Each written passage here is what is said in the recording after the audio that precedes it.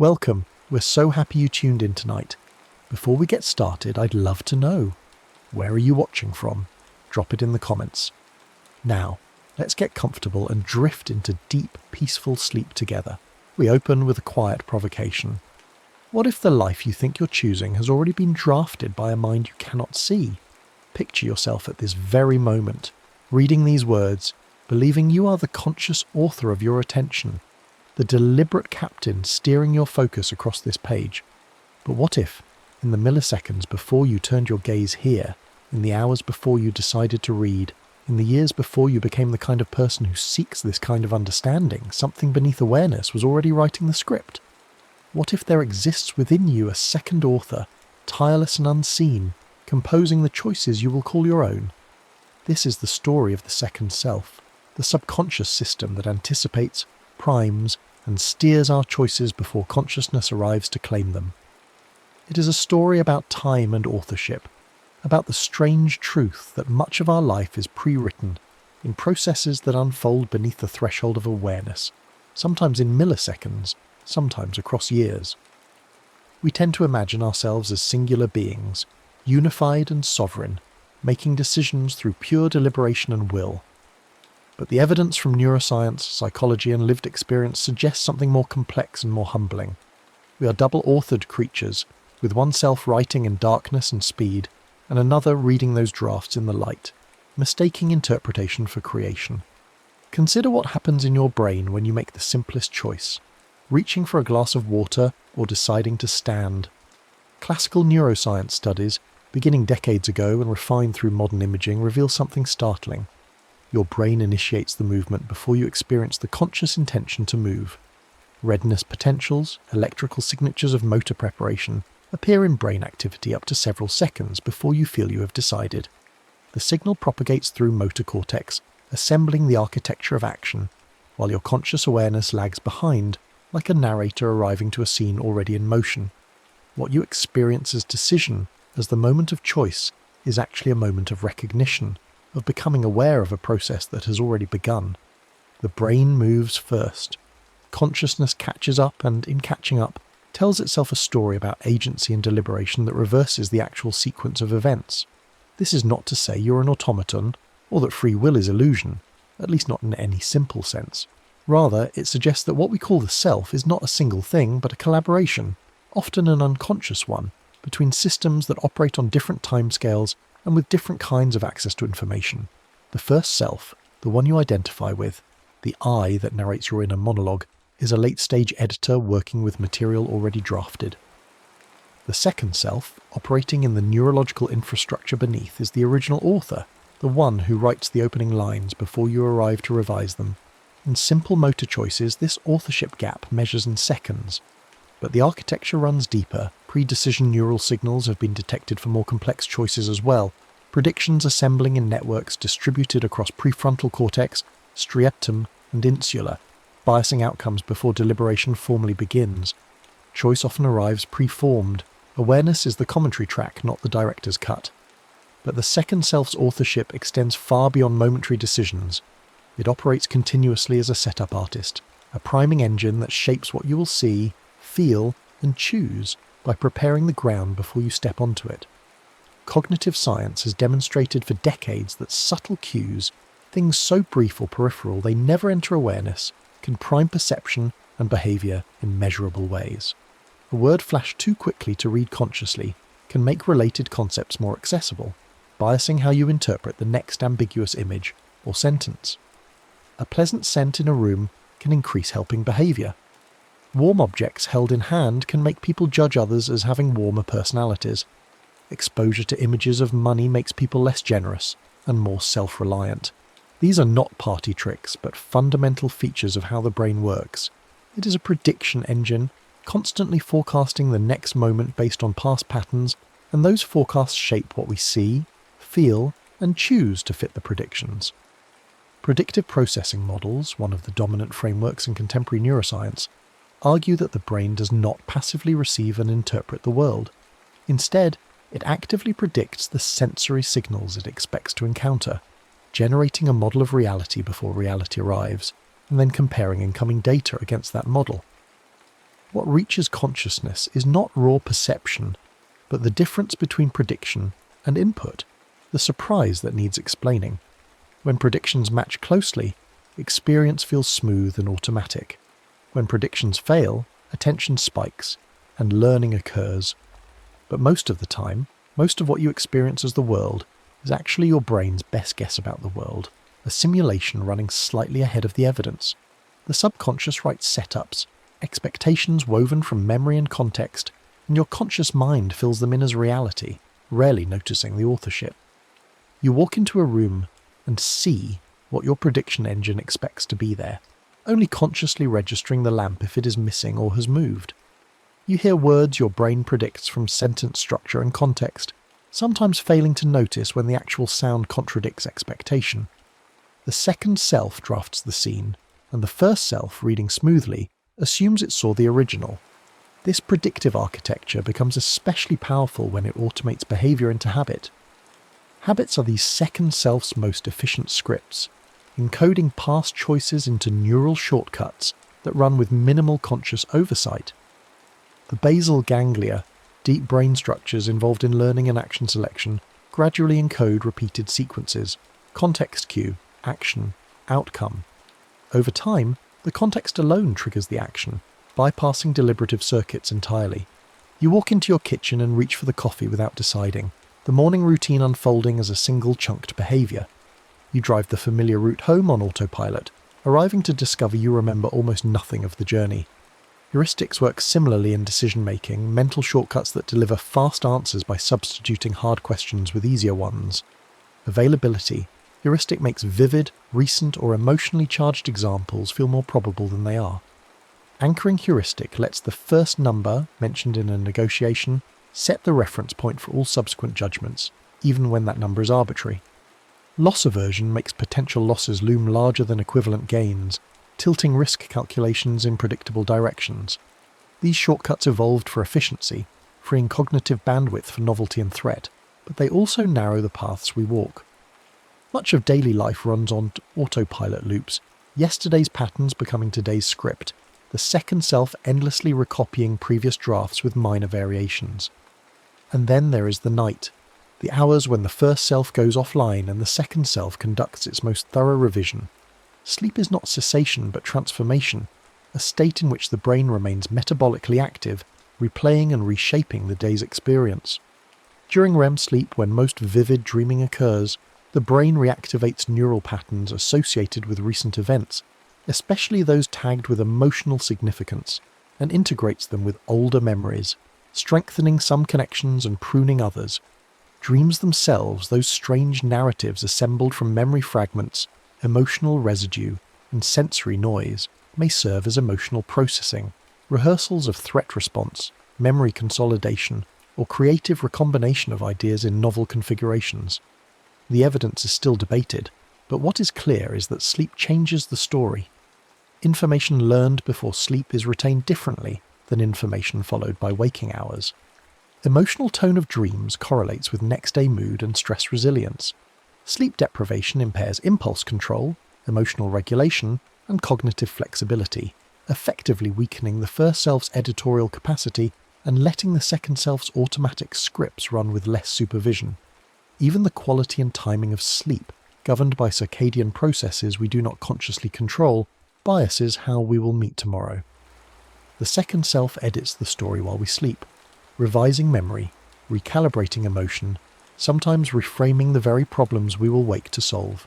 This temporal architecture of the self extends to the body's biological rhythms, internal clocks that modulate our capacities across the day. Circadian rhythms, the roughly 24-hour cycles governed by the suprachiasmatic nucleus in the hypothalamus, regulate not just sleep and wakefulness but also body temperature, hormone release, digestion, and cognitive performance. Attention peaks in late morning for most people, declines in the afternoon, and rebounds somewhat in early evening before dropping again at night. Impulse control follows a similar curve, strongest when rested, weakening across the day as glucose and willpower reserves deplete. Risk tolerance shifts with time of day. Judges are more likely to grant parole in the morning than before lunch, when decision fatigue sets in. Ultradian rhythms, cycles shorter than a day, modulate attention and energy in 90-minute waves, the same periodicity seen in sleep cycles. Hormonal tides add another layer. Cortisol peaks at waking to mobilize energy. Melatonin rises at night to promote sleep.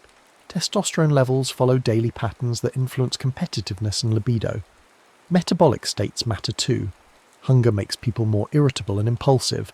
Blood sugar crashes impair executive function. All these rhythms operate largely outside awareness. Internal clocks setting the beats our story tends to follow, the second self scheduling the conditions under which the first self will attempt to choose. But the second self is not only personal, it is also collective, woven from the cultural scripts and archetypal myths we inherit without choosing them. Language itself primes thought in subtle ways. The metaphors embedded in your native tongue, the way it structures time and agency, the concepts it makes easy or difficult to express, all shape the predictions your brain generates about how the world works. Social norms, absorbed from childhood observation and correction, create powerful implicit expectations about appropriate behaviour in various contexts, often bypassing deliberative reasoning entirely. You feel uncomfortable speaking loudly in a library before you think about why. You mirror the body language of people you're talking to without noticing. Rituals, from religious ceremonies to birthday traditions to morning coffee routines, provide structure and meaning through repetition, their power lying precisely in their predictability, the way they let the second self run a familiar, emotionally resonant script.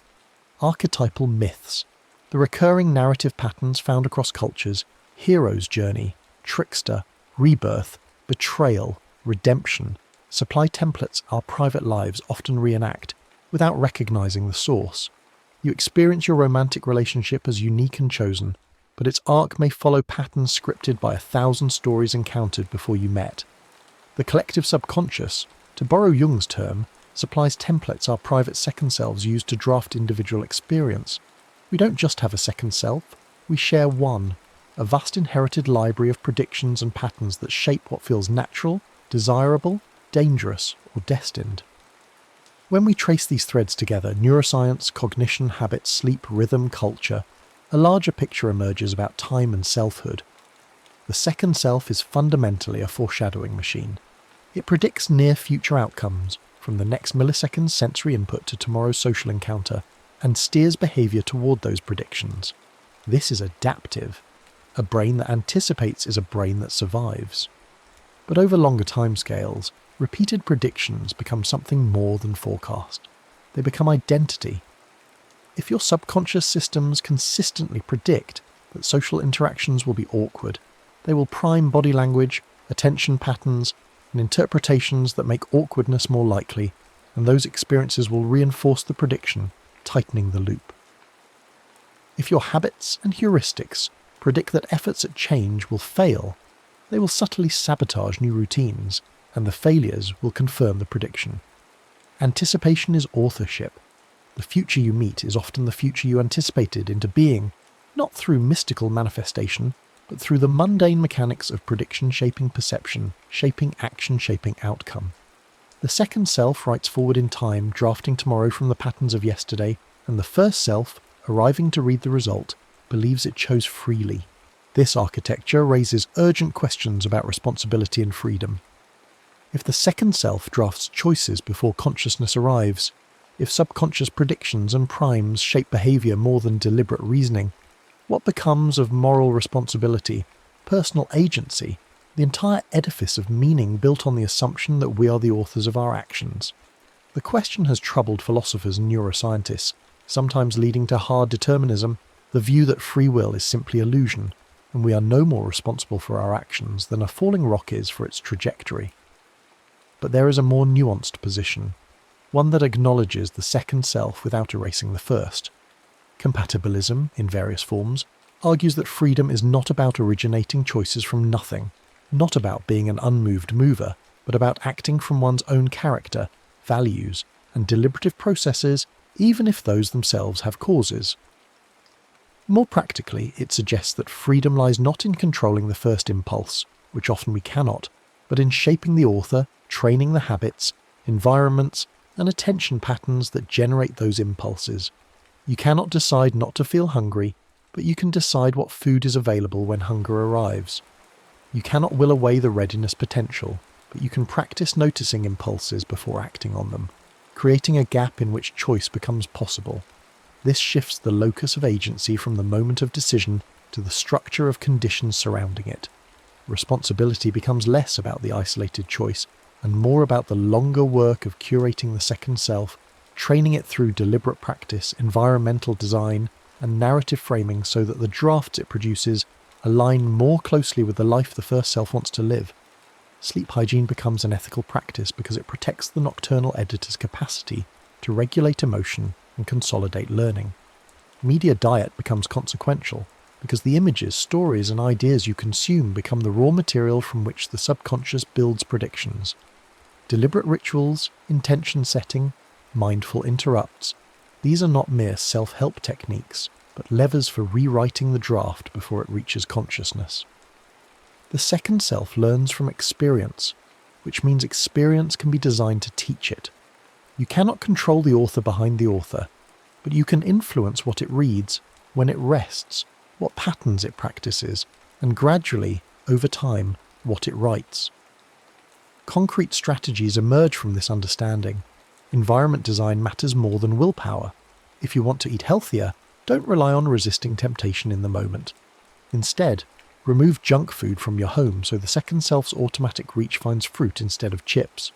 Place friction on harmful routines by adding inconvenient steps, removing cues that trigger them, making the default path lead somewhere better.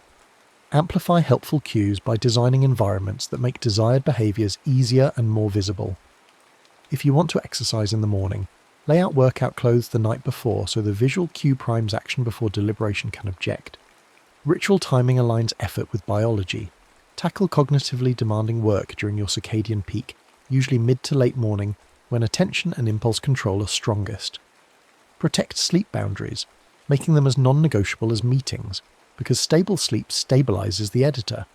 Use ultradian rhythms by working in focused intervals with breaks to match the 90-minute attention cycles. Attention training through mindfulness or metacognitive practice helps notice impulses sooner, creating a brief window between trigger and action where choice can intervene.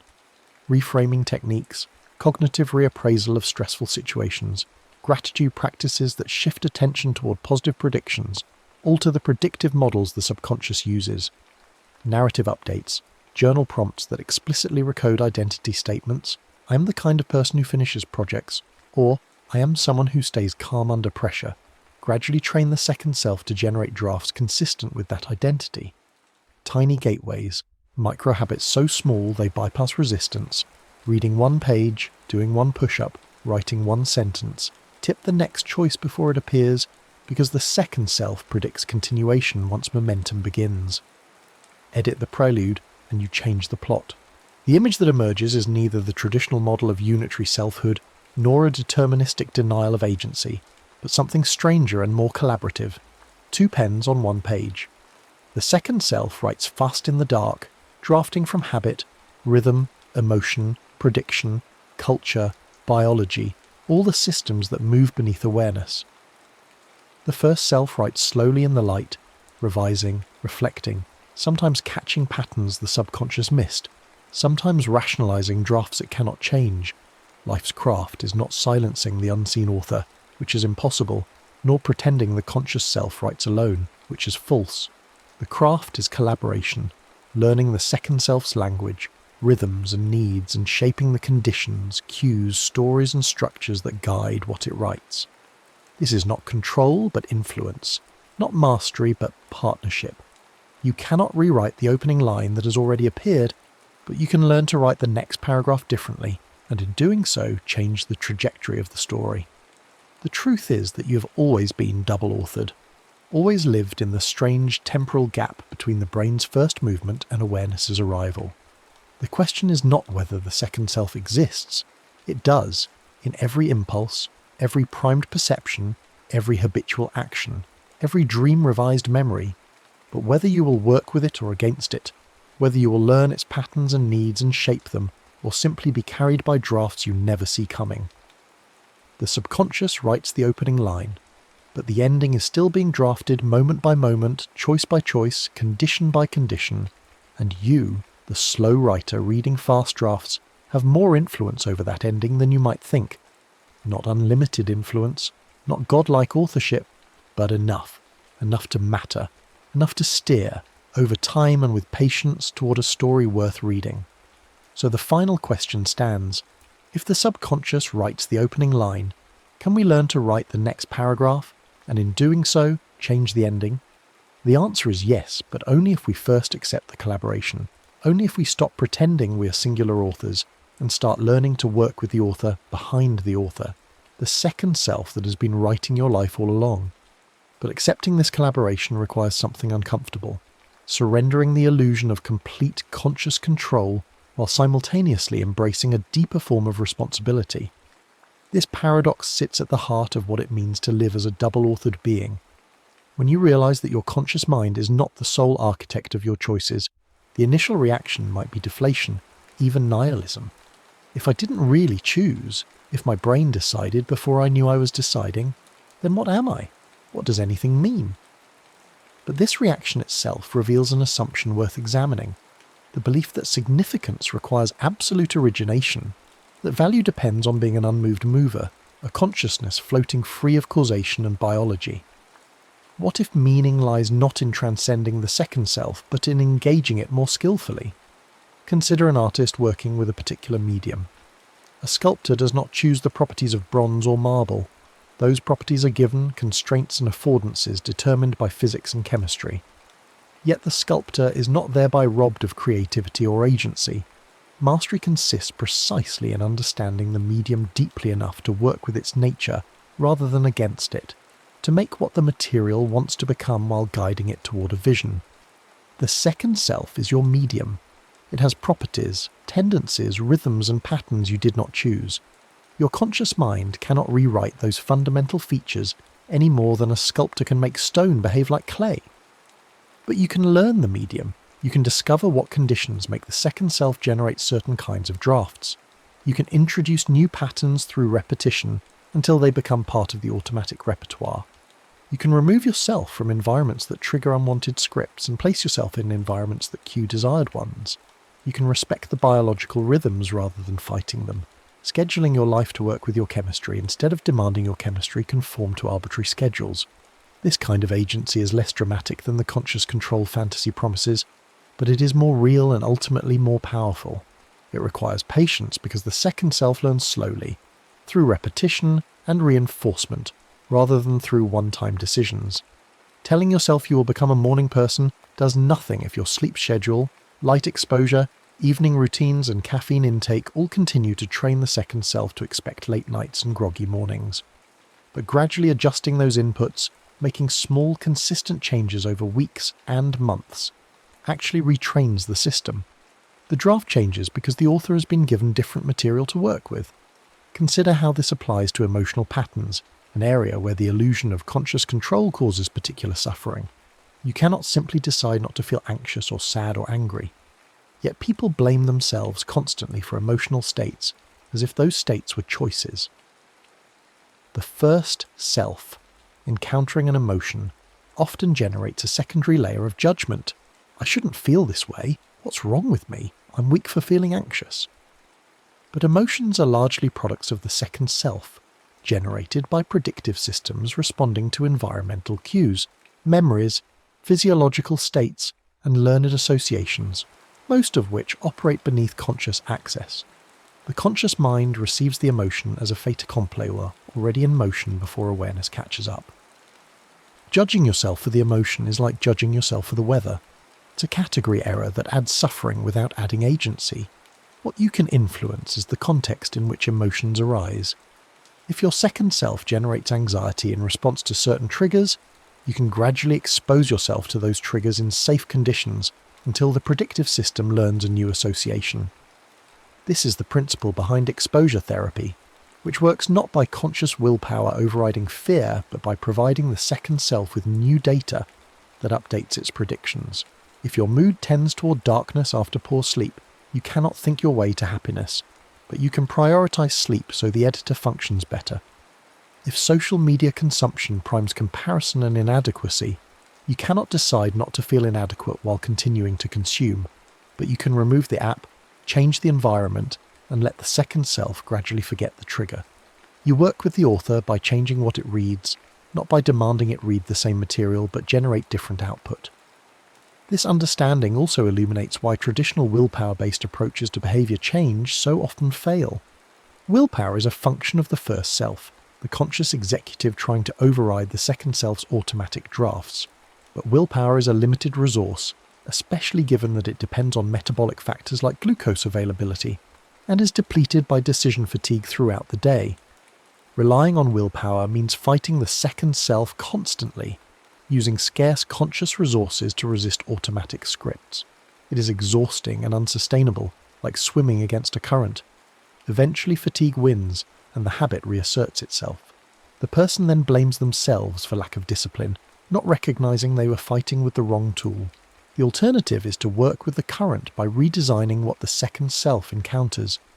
If you want to stop checking your phone compulsively, you could rely on willpower, consciously resisting each impulse hundreds of times a day, or you could put the phone in another room, making the automatic reach encounter absence instead of device. The second approach succeeds not because you have more discipline, but because you have stopped requiring discipline. You have removed the trigger, making the unwanted behaviour harder, and the desired behaviour, focused work, the path of least resistance. The second self, always optimising for efficiency, follows the easier path. Over time, the pattern weakens through lack of reinforcement. You have not defeated the author, you have changed the story it finds available. The same principle applies to building new behaviours. Starting an exercise habit fails most often not because people lack motivation, but because they try to install it through sheer decision, making exercise require constant conscious override of inertia. But if you lower the activation energy by preparing gym clothes in advance, scheduling the session at a consistent time when energy is high, attaching it to an existing routine like morning coffee, and removing competing options by cancelling conflicting commitments, then exercise stops requiring willpower. It becomes the obvious next action, the thing the second self predicts will happen because all the conditions point that direction. After enough repetitions in consistent contexts, the behaviour becomes automatic, a new script the second self runs without conscious prompting. You haven't disciplined yourself into exercise. You have trained the author to include exercise in its drafts. There is something humbling and liberating in this reframe. Humbling because it means the conscious self is less powerful than the ego would like, less central to the operation than the illusion of control suggests. You are not the solo author commanding your life through pure will and reason. Much of what you do and feel and think emerges from systems you do not directly access or control. But it is liberating because it removes the burden of impossible standards. You're not failing when you cannot override biological drives through pure intention. You're not weak when habits prove hard to change through decision alone. These outcomes are not failures of character, but natural results of how the system actually works. Once you understand the system, you can work with it instead of blaming yourself for not being a different kind of system entirely. This perspective also changes how we relate to others. When you recognise that everyone is double-authored, that the person in front of you is navigating the same gap between conscious intention and subconscious authorship, it becomes harder to judge their actions as simple moral failures. The colleague who is chronically late may not be disrespectful. Their second self may have learned dysfunctional time estimation patterns from decades of inconsistent consequences, and their conscious resolutions to be punctual cannot override those deep scripts without significant retraining. The friend struggling with addiction is not weak-willed.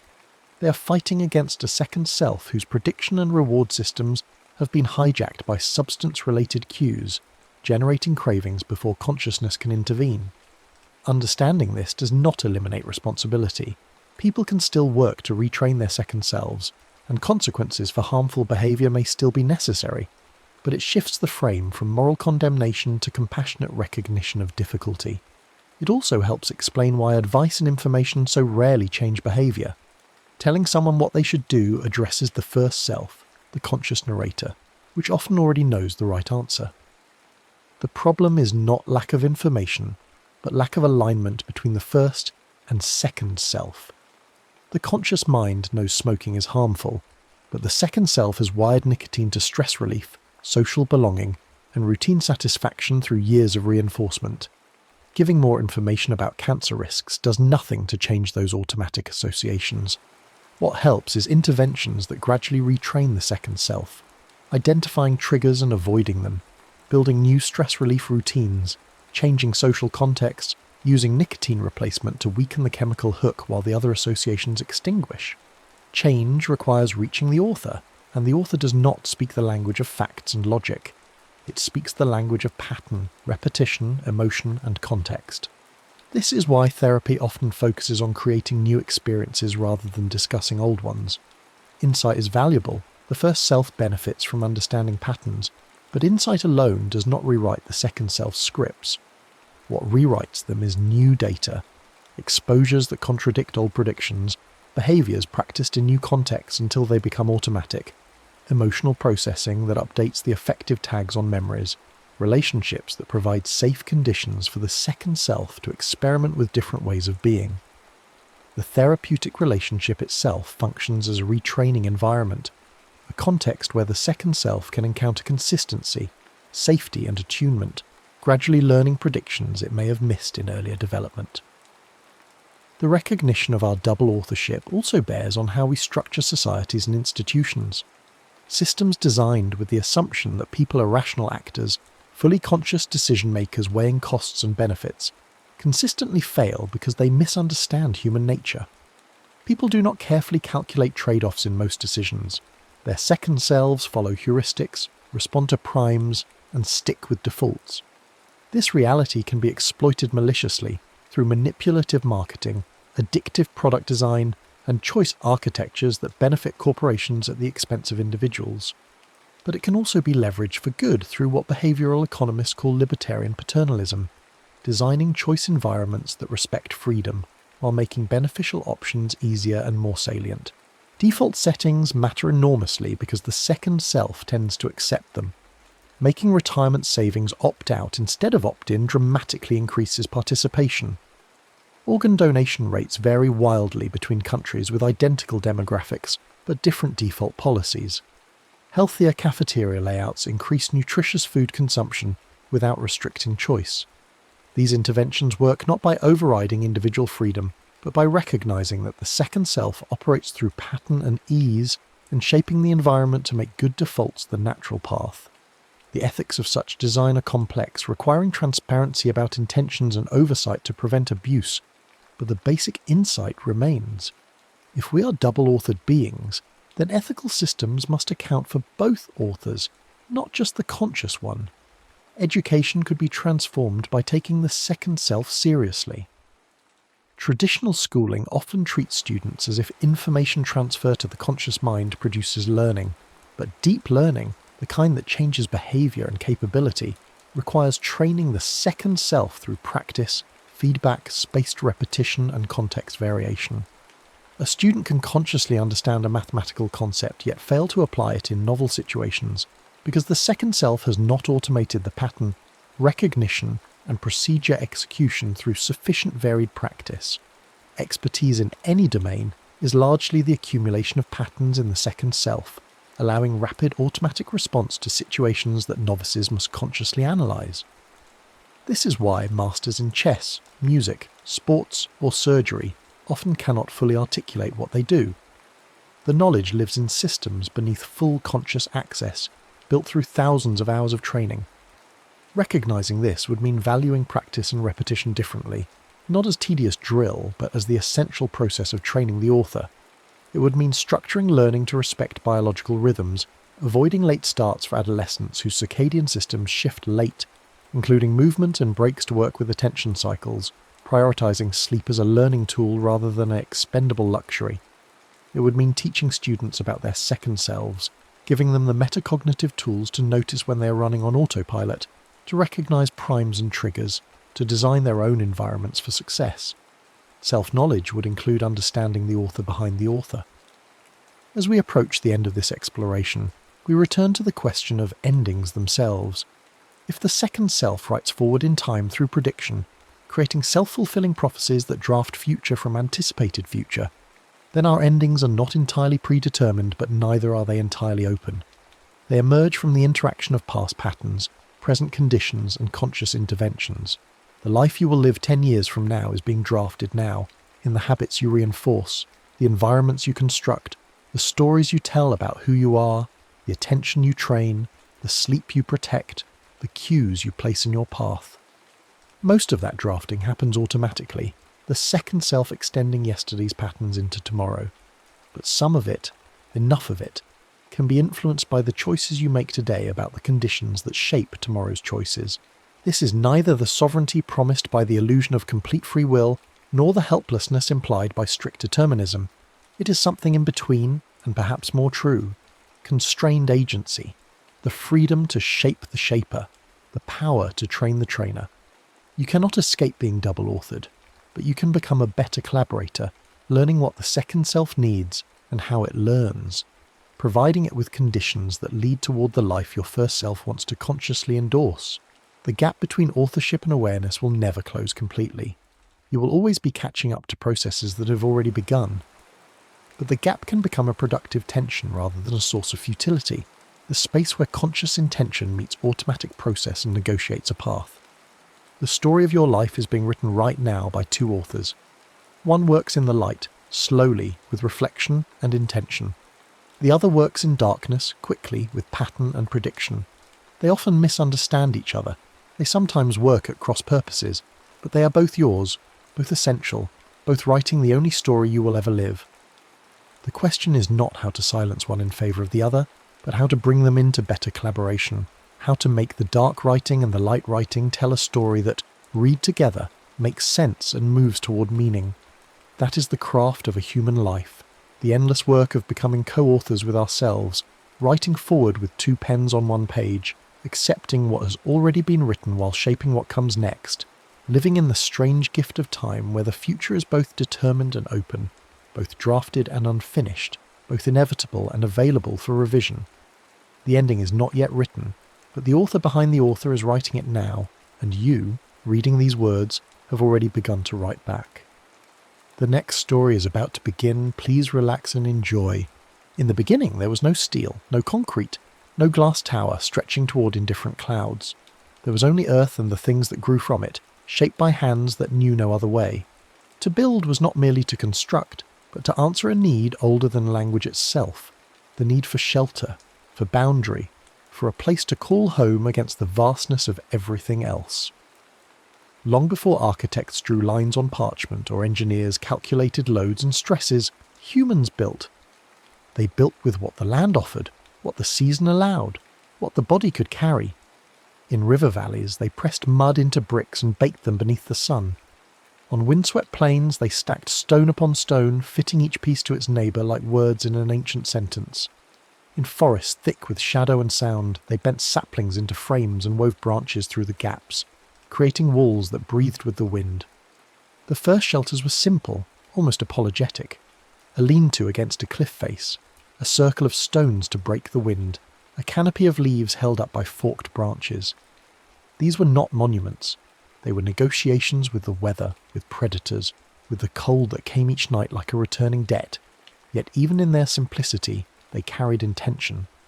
Someone had chosen this spot over that one, had faced the opening away from the prevailing storm, had placed the fire where smoke would rise and heat would linger. In the fertile crescent, where rivers braided through dusty plains and wild grasses first bent to cultivation, mud became more than mud. Mixed with straw, shaped in wooden forms, dried in relentless sun, it transformed into bricks that could stack and last. The Sumerians built not just homes but ziggurats, stepped pyramids that climbed toward heaven like frozen prayers. Each level represented a world, earth below, gods above, and humanity forever between. Workers carried baskets of earth up ramps that grew longer with each course, and priests at the summit performed rites meant to keep the cosmos in balance. These structures were not merely functional, they were cosmological statements, architecture as theology. Along the Nile, where the river's annual flood brought both destruction and fertility, the Egyptians learned to quarry stone, limestone, granite, sandstone, each cut from living rock and dragged on sledges by thousands of hands. The pyramids rose not quickly but inevitably, decade after decade, generation after generation. Workers lived in towns built solely for the purpose, eating bread and drinking beer, their bones later showing the toll of moving mountains one block at a time. The pyramids were tombs, yes, but they were also declarations. We were here. We understood geometry. We could command stone to defy time itself.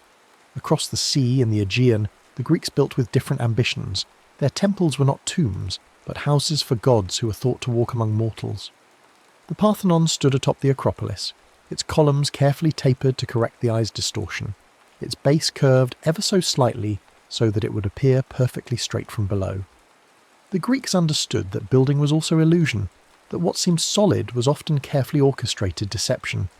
They painted their marble in bright colours, reds and blues and golds, though time and weather have since stripped those hues away, leaving only the bone-white stone we now mistake for their aesthetic. The Romans took Greek principles and married them to engineering ambition. Where the Greeks built for beauty and proportion, the Romans built for empire. They poured concrete, a miraculous mixture of lime and volcanic ash that could be shaped while wet and would harden into something nearly as strong as stone. With concrete came the arch, and with the arch came the aqueduct, carrying water across valleys and into cities where fountains ran day and night. The Colosseum rose as a demonstration of power, 80 entrances allowing 50,000 spectators to fill or empty the structure in minutes. Beneath the arena floor, a labyrinth of chambers and tunnels housed gladiators, beasts and machinery for theatrical transformations. The building was a machine for spectacle, and it worked flawlessly. But Rome fell, as all empires fall, and the knowledge it had gathered scattered like seeds on stony ground. In Europe's dark centuries, building became smaller, more cautious.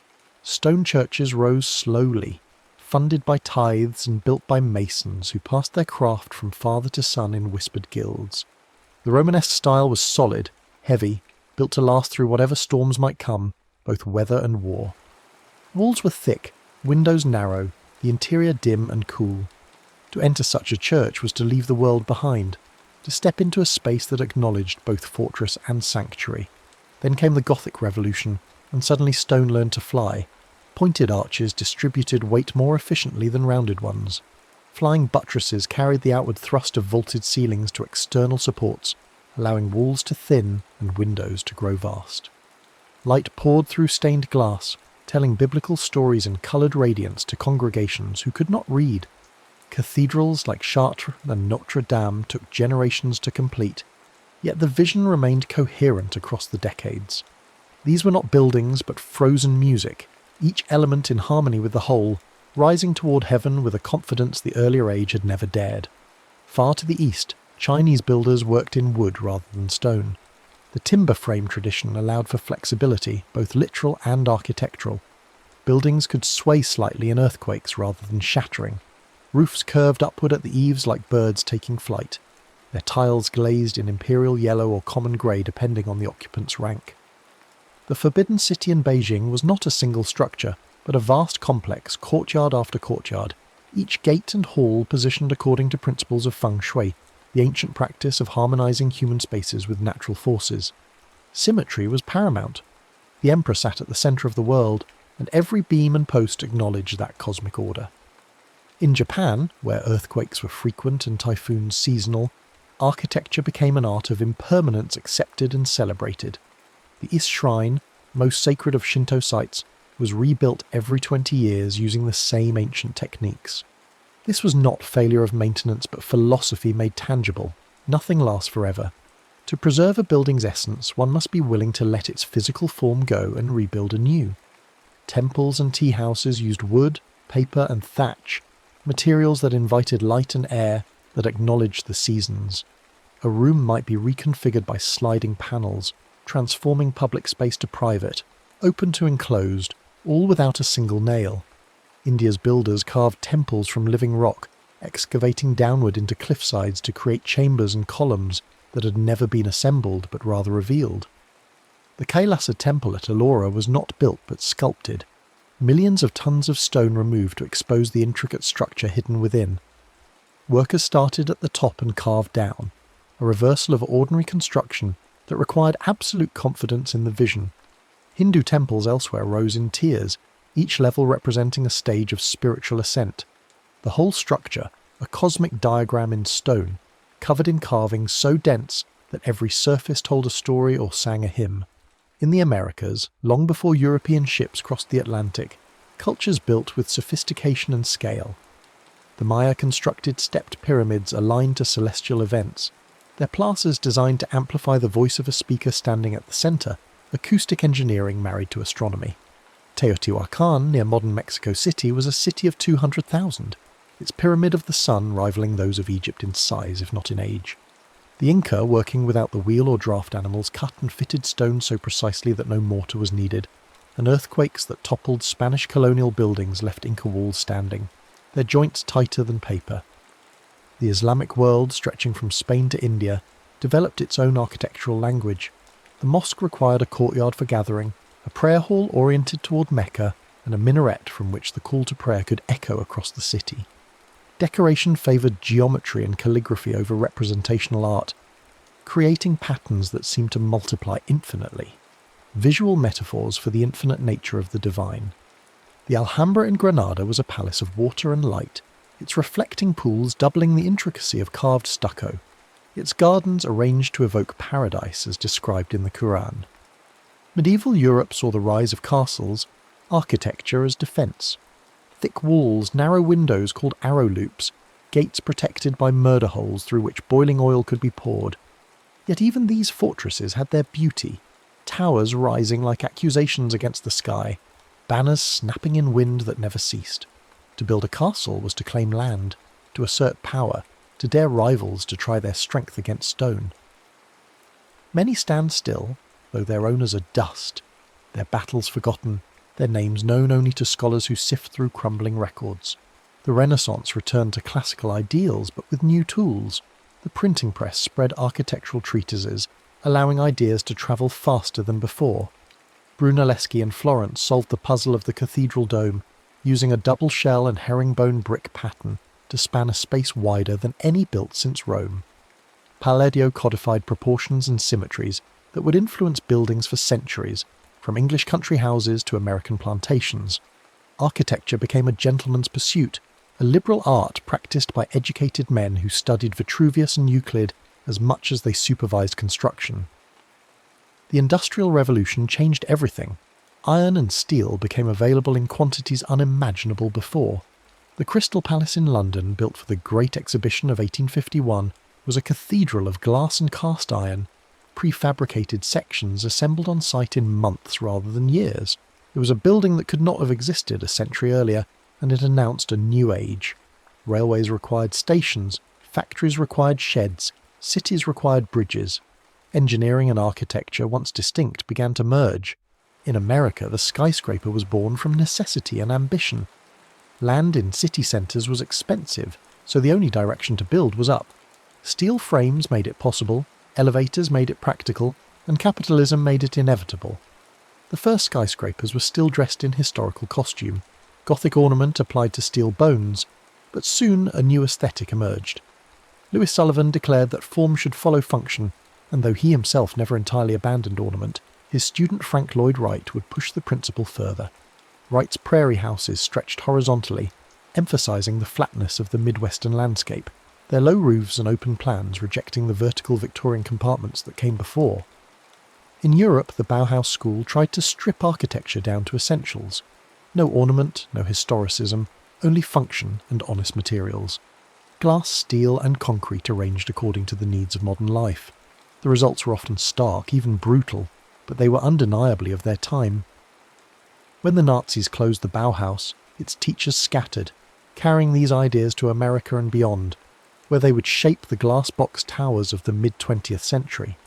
Le Corbusier preached architecture as a machine for living, his buildings raised on pilotis, pillar supports that lifted the structure off the ground and allowed air and space to flow beneath. His Villa Savoy was a manifesto in white stucco, its ribbon windows and roof garden announcing that the old rules no longer applied. Critics argued his vision was cold, inhuman, better suited to drawings than to life, yet his influence was undeniable. Cities around the world bear the marks of his thinking, for better and worse. Wright, meanwhile, pursued an organic architecture, buildings that grew from their sites rather than being imposed upon them.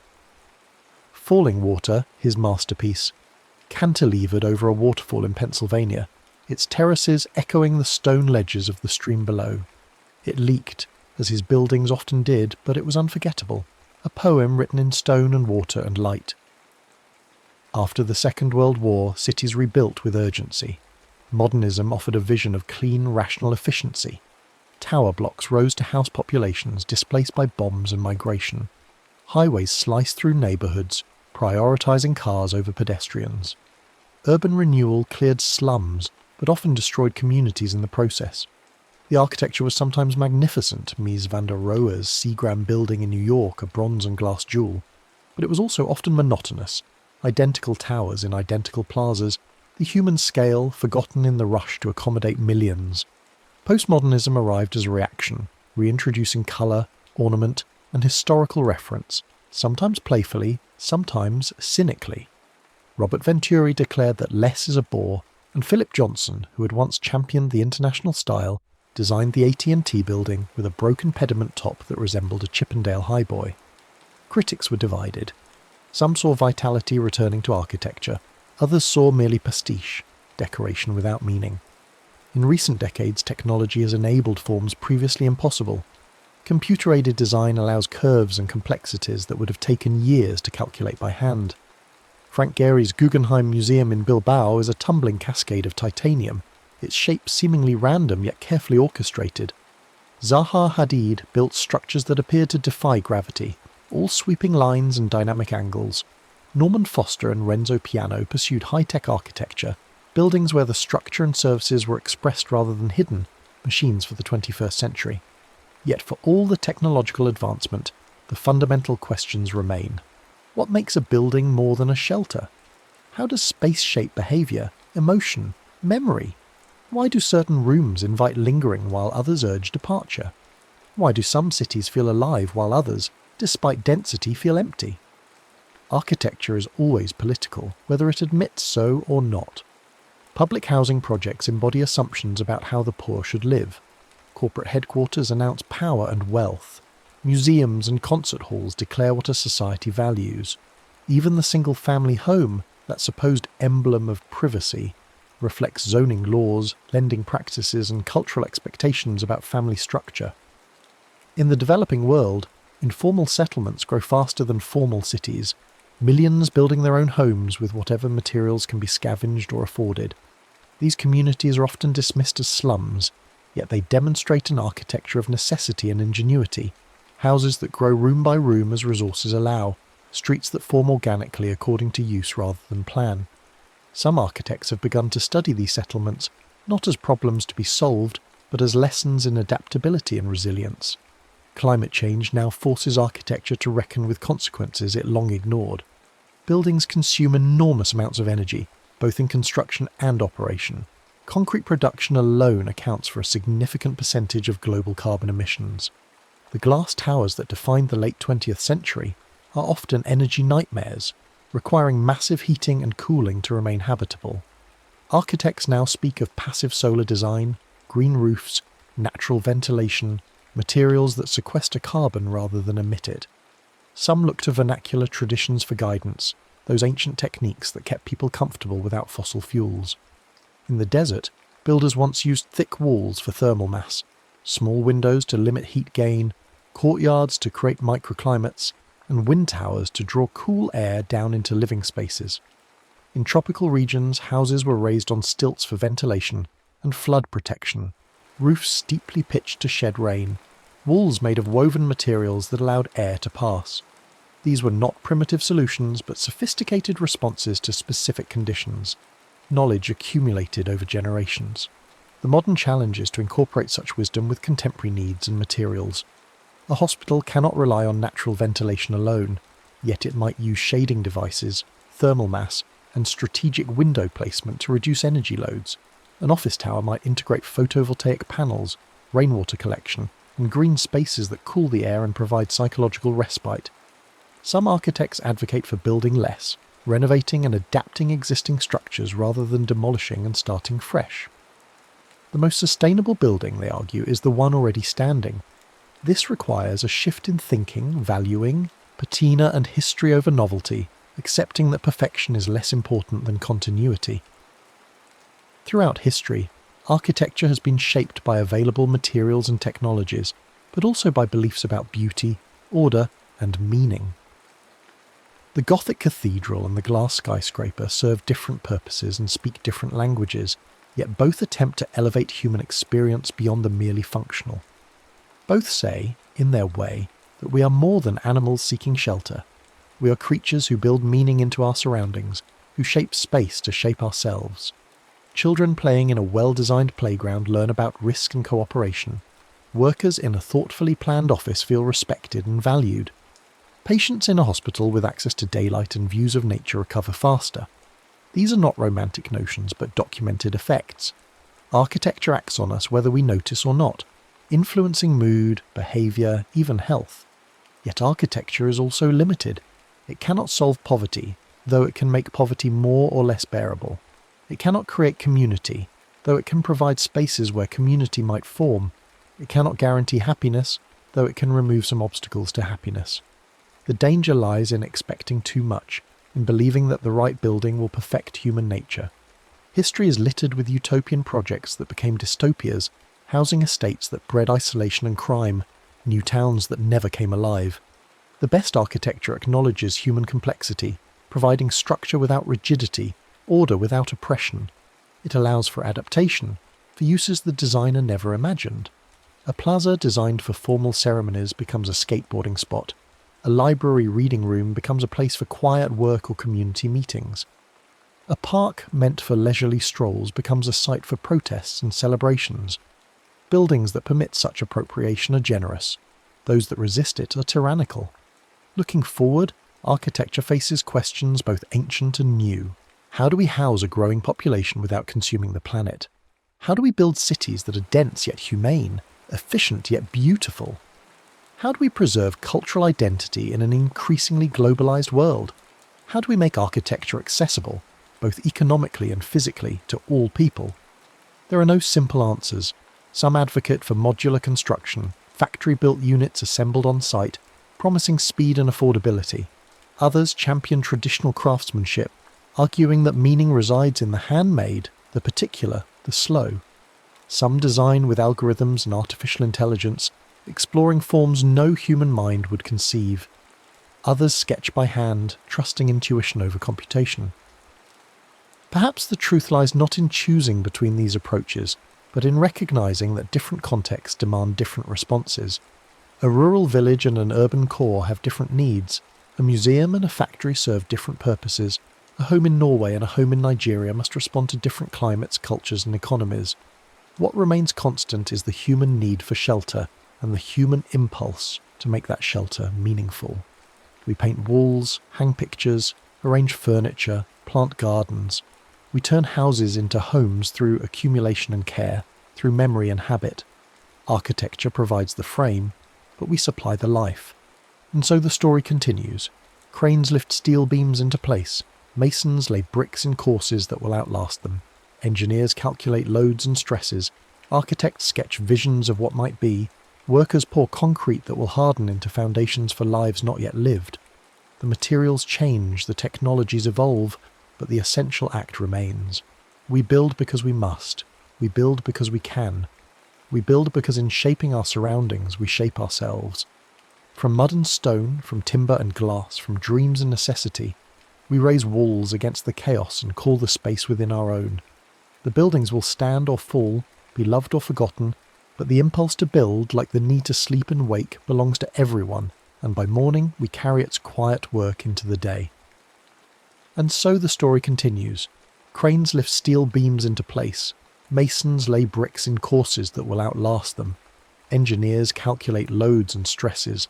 Architects sketch visions of what might be. Workers pour concrete that will harden into foundations for lives not yet lived. The materials change, the technologies evolve, but the essential act remains. We build because we must. We build because we can. We build because in shaping our surroundings, we shape ourselves. From mud and stone, from timber and glass, from dreams and necessity, we raise walls against the chaos and call the space within our own. The buildings will stand or fall, be loved or forgotten. But the impulse to build, like the need to sleep and wake, belongs to everyone, and by morning, we carry its quiet work into the day. Yet between the grand narratives of pyramids and skyscrapers, Between the theoretical manifestos and the glossy photographs in architectural journals, there exists another story, quieter and more persistent. It is the story of ordinary building, of structures that will never be photographed for magazines or studied in universities, yet which house most of human life. The farmhouse added to room by room as children are born and elderly parents return. The shopfront modified a dozen times over a century, each owner leaving their mark. The apartment block that began as modern and hopeful grew shabby with neglect, then found new life through community effort and fresh paint. These buildings do not announce themselves. They do not proclaim a vision or advance a theory. They simply stand, doing their work day after day, sheltering sleep and waking, meals and arguments, births and deaths. They are maintained or they decay. They are loved or they are endured. And in their aggregate, in their millions upon millions, they constitute the actual built environment most people inhabit, far more than the celebrated monuments that dominate our histories. Walk through any old neighbourhood and you will see this layered history. A Victorian house with an Edwardian addition and a 1970s garage conversion. Windows replace piecemeal, some original wood sashes, others vinyl, a few aluminium from the 1960s. Roofs patched with whatever material was affordable when the leak became urgent. These buildings are not pure. They are compromised, improvised, made and remade by hands working with limited time and money. They are honest in their imperfection. This vernacular architecture, as scholars sometimes call it, follows patterns passed down through generations, patterns that encode climate wisdom and material knowledge. The pitch of a roof in a snowy region differs from one where rain is the primary concern. The thickness of walls reflects the severity of winter or the intensity of summer sun. The size and placement of windows balances light, ventilation, privacy, and heat loss. These decisions were not arbitrary. They were tested across lifetimes, refined through trial and error, and taught through demonstration rather than books. When industrialization and global trade disrupted these patterns, much was lost. Standard house plans could be shipped anywhere, regardless of local conditions. Air conditioning made it possible to build glass houses in deserts, though at enormous energy cost. Traditional builders, with their local knowledge, were replaced by contractors following specifications drawn by distant architects who had never visited the site. The result was often buildings that looked modern but performed poorly, that required constant mechanical intervention to remain comfortable, that leaked or overheated or felt somehow wrong in ways their occupants could sense but not articulate. There is a growing recognition that this represents not progress, but a wrong turn. Architects and builders now study vernacular traditions not as quaint relics, but as repositories of tested knowledge. How did people in hot, humid climates create comfortable interiors before electricity? How did cold climate dwellers minimize heat loss while ensuring adequate fresh air? The answers are there in old buildings, waiting to be read by those who know how to look. But reading old buildings requires a different kind of attention than we usually bring to architecture. It requires noticing not just the facade, but the placement on the land, the relationship to sun and prevailing wind. It means understanding why a door is positioned just so, why a window is exactly this size, why the roof extends precisely that far beyond the wall. Each of these decisions was made for a reason, and many of those reasons remain relevant. Consider the porch, common to houses in hot climates worldwide. It is not merely decorative. It provides a shaded transition between the bright outdoors and the dimmer interior, allowing eyes to adjust.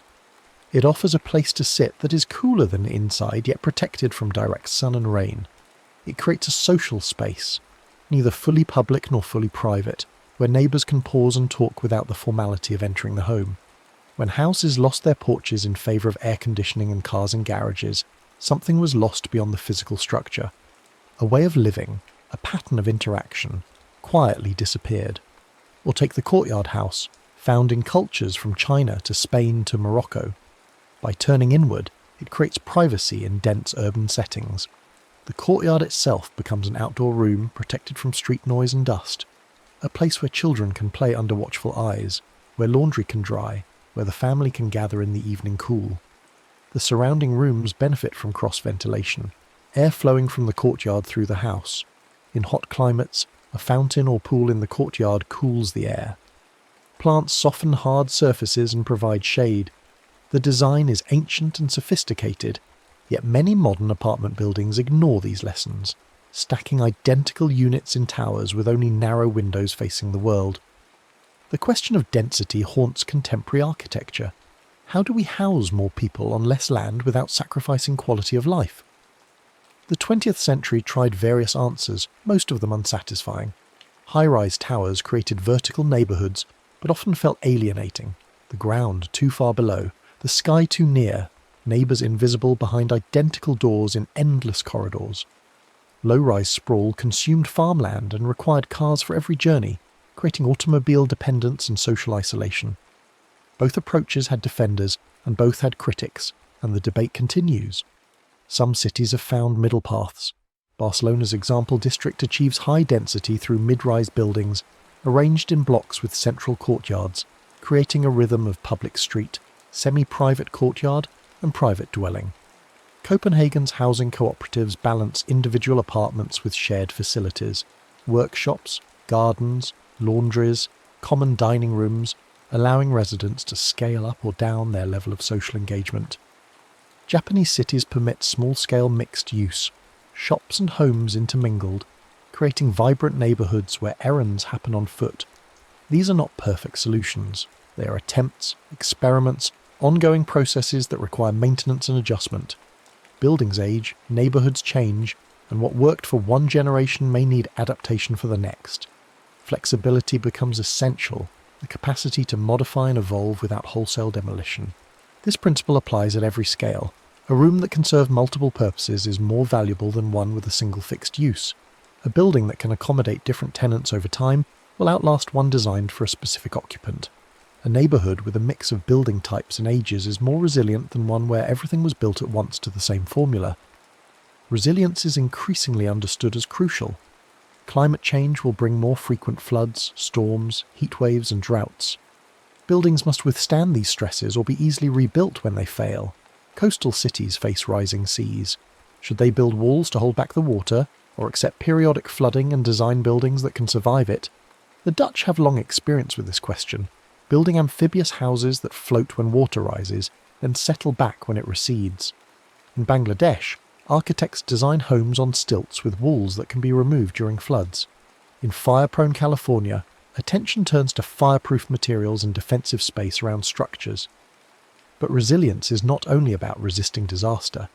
It is also about adapting to slower changes, aging populations, shifting employment patterns, evolving family structures, new technologies. A building designed only for young families will become obsolete as those families age.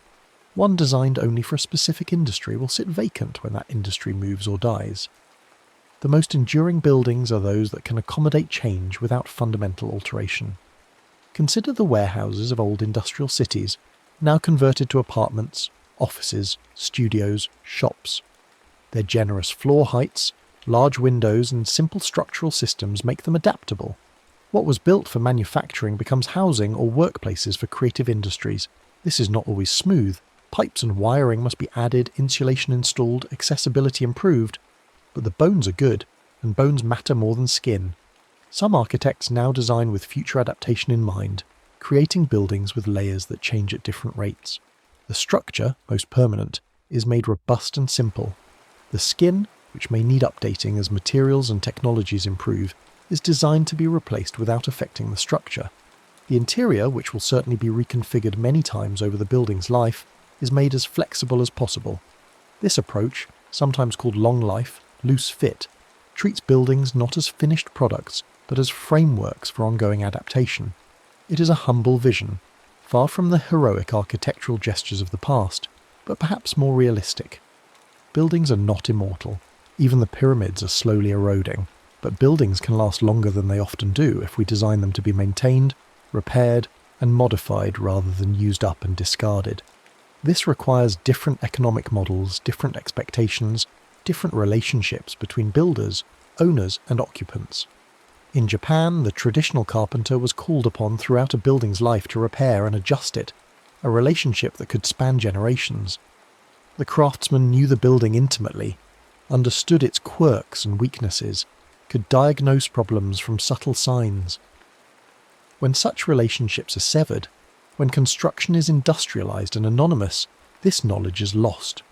Buildings become black boxes, their occupants helpless when something goes wrong, dependent on specialists who may or may not understand the original design intent.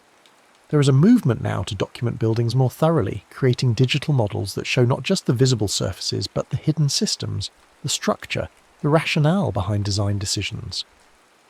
These models can be passed to future caretakers, preserving institutional memory that otherwise dissipates when people retire or move on.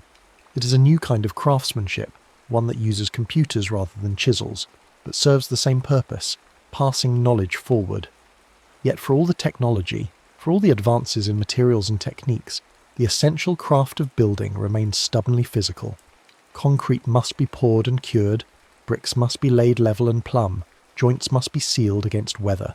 These tasks require skill developed through practice, attention to detail, pride in workmanship. When such skills are devalued, when construction is seen only as cost to be minimized, quality suffers and buildings fail prematurely. The construction site is a temporary city, a community of specialists who must coordinate their work with precision. The foundation crew, the framers, the electricians, the plumbers, the finish carpenters, each depends on those who came before and prepares for those who follow. When this coordination works, it is like watching an orchestra perform a complex score. When it fails, the result is chaos, delay, and defects that may not appear until years later. Many building failures are not dramatic collapses but slow deteriorations, water infiltrating where joints were poorly sealed, materials degrading because they were incompatible, systems failing because maintenance access was never considered. These failures are often invisible until they are catastrophic, and by then the original builders are long gone, the documentation lost or never created, the responsibility diffuse and unassignable. This is why building codes exist, why inspections happen, why professional licenses are required. Not to stifle creativity, but to ensure minimum standards of safety and durability. The codes are written in blood, each requirement added after some failure, injured or killed people. The requirements for fire exits, for structural margins, for electrical grounding, these are not arbitrary. They are lessons learned the hard way. Yet codes can also ossify, can preserve outdated practices and resist innovation. Finding the balance between safety and flexibility is an ongoing negotiation. Some jurisdictions allow experimental buildings under special permits, monitoring their performance to see if new approaches work. Others are more conservative, changing codes only slowly and reluctantly. Both approaches have merit and both have costs. In the end, architecture is a social art, always negotiating between individual vision and collective needs, between innovation and tradition, between idealism and pragmatism. The architect may design in isolation, but the building is realized through collaboration, through compromise, through the messy process of turning drawings into physical reality. And once built, the building is interpreted and used by people who may not care about the architect's intentions, who will adapt and modify it according to their own needs. This is not failure. This is how buildings live. They are not static objects, but dynamic participants in human life, shaping us even as we shape them. The buildings we create today will house futures we cannot imagine, will be adapted to purposes we never intended, will mean things to people we will never meet. This is the humility architecture demands and the hope it offers. We build not for ourselves alone, but for those who follow, knowing they will change what we have made, hoping only that they will find it useful, that it will shelter them as they build their own dreams upon our foundations. The next story is about to begin. Please relax and enjoy. Before the maps were drawn and the borders carved, before the names we know today were written into treaties and textbooks, there was a continent vast and varied, shaped not by lines on paper, but by the pulse of rivers, the turning of seasons, and the slow caravan of human ambition across landscapes older than memory itself. Africa, in the ages before Europeans arrived with their compasses and their certainties, was not a void waiting to be discovered. It was a web of kingdoms, a lattice of power and trade, of stone and bronze, of voices carried on talking drums and knowledge kept in memory boards touched by firelight. These were not primitive outposts on the edge of history. They were the crossroads of the world. To understand where these kingdoms rose, one must first understand the land itself. Africa is not one thing. It is Sahel grasslands where the horizon stretches forever under a sky the colour of bleached bone. It is the Nile Valley, narrow and green, a ribbon of life through desert vastness. It is the great rift highlands where the air is thin and the earth sometimes trembles with ancient fire. It is equatorial forest so dense the canopy swallows sunlight, where rivers are the only roads and silence is never truly silent. It is the Indian Ocean coast where monsoon winds write the calendar, bringing ships in one season and carrying them away in the next. Each landscape had its logic, its rhythm, its possibilities. Kingdoms rose where trade routes crossed fertile ground, where iron ore lay near the surface, where harbours opened to the sea, where pasture corridors allowed herds to move with the rains. Power gathered at these junctions, and from them, thrones were built. South of Egypt, where the Nile bends and the desert presses close, the Nubian kingdoms held sway for millennia. At Kerma, and later at Napata and Meroe, rulers commanded both river trade and the desert tracks that wound through stone and sand. They built pyramids not as grand as those to the north, but numerous, stepping up hillsides in neat rows, each one a royal tomb, each one a memory preserved in stone. The people of Kush mastered iron early, their forges at Meroe producing tools and weapons that gave them advantage and influence. They worshipped Amun, the ram-headed god they inherited from Egypt but made their own, building temples where his statues watched with patient eyes. These were not Egypt's vassals. At times, Nubian kings ruled Egypt itself, their pharaohs of the 25th dynasty wearing the double crown and commanding the Nile from Napata. But even when they ruled independently, they thrived, mixing the theology of the river with traditions drawn from deeper Africa, creating a culture neither wholly Egyptian nor wholly other, but something distinct and enduring. Then came the faith of the cross, carried upriver by missionaries who spoke of a God who died and rose, of a kingdom not of this world.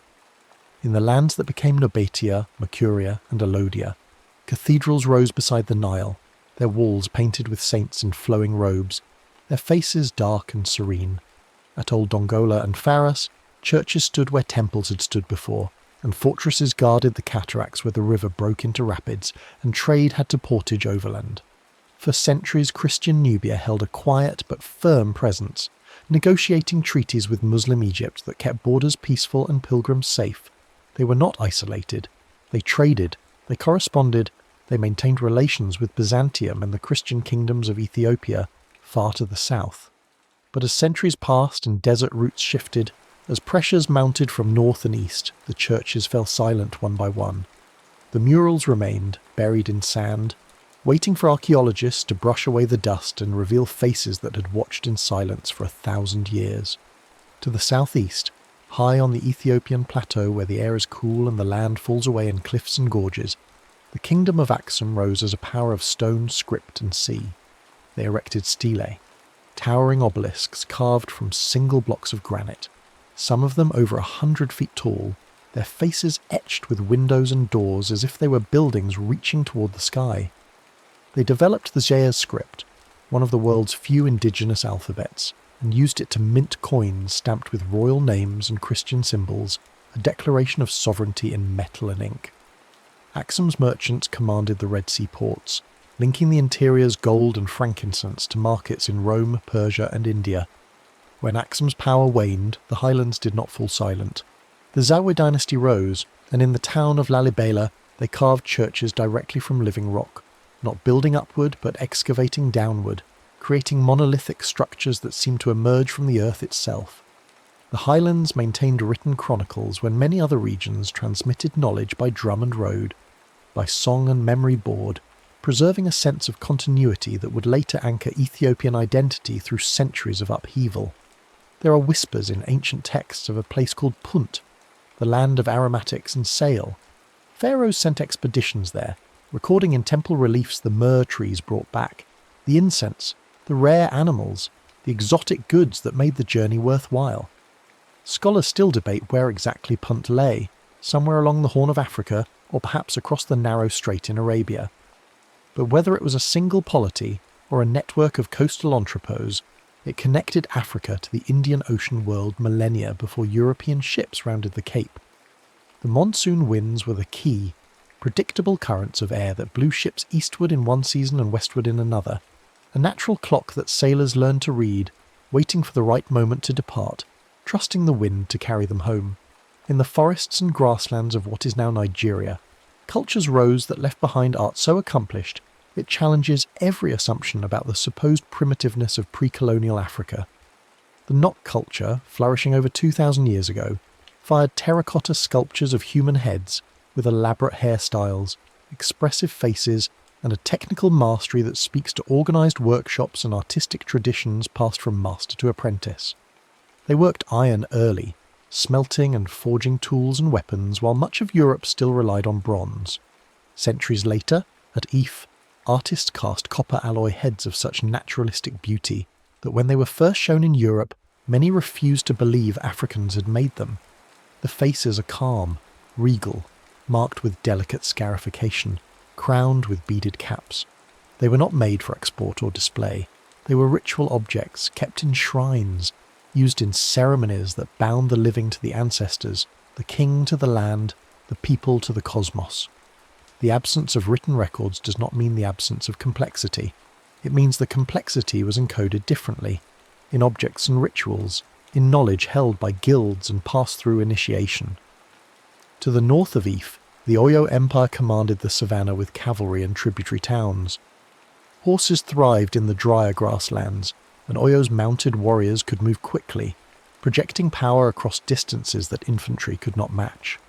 Trade caravans fed the capital, bringing cola nuts from the south, salt from the Sahara, textiles and metalwork from workshops where artisans worked under royal patronage.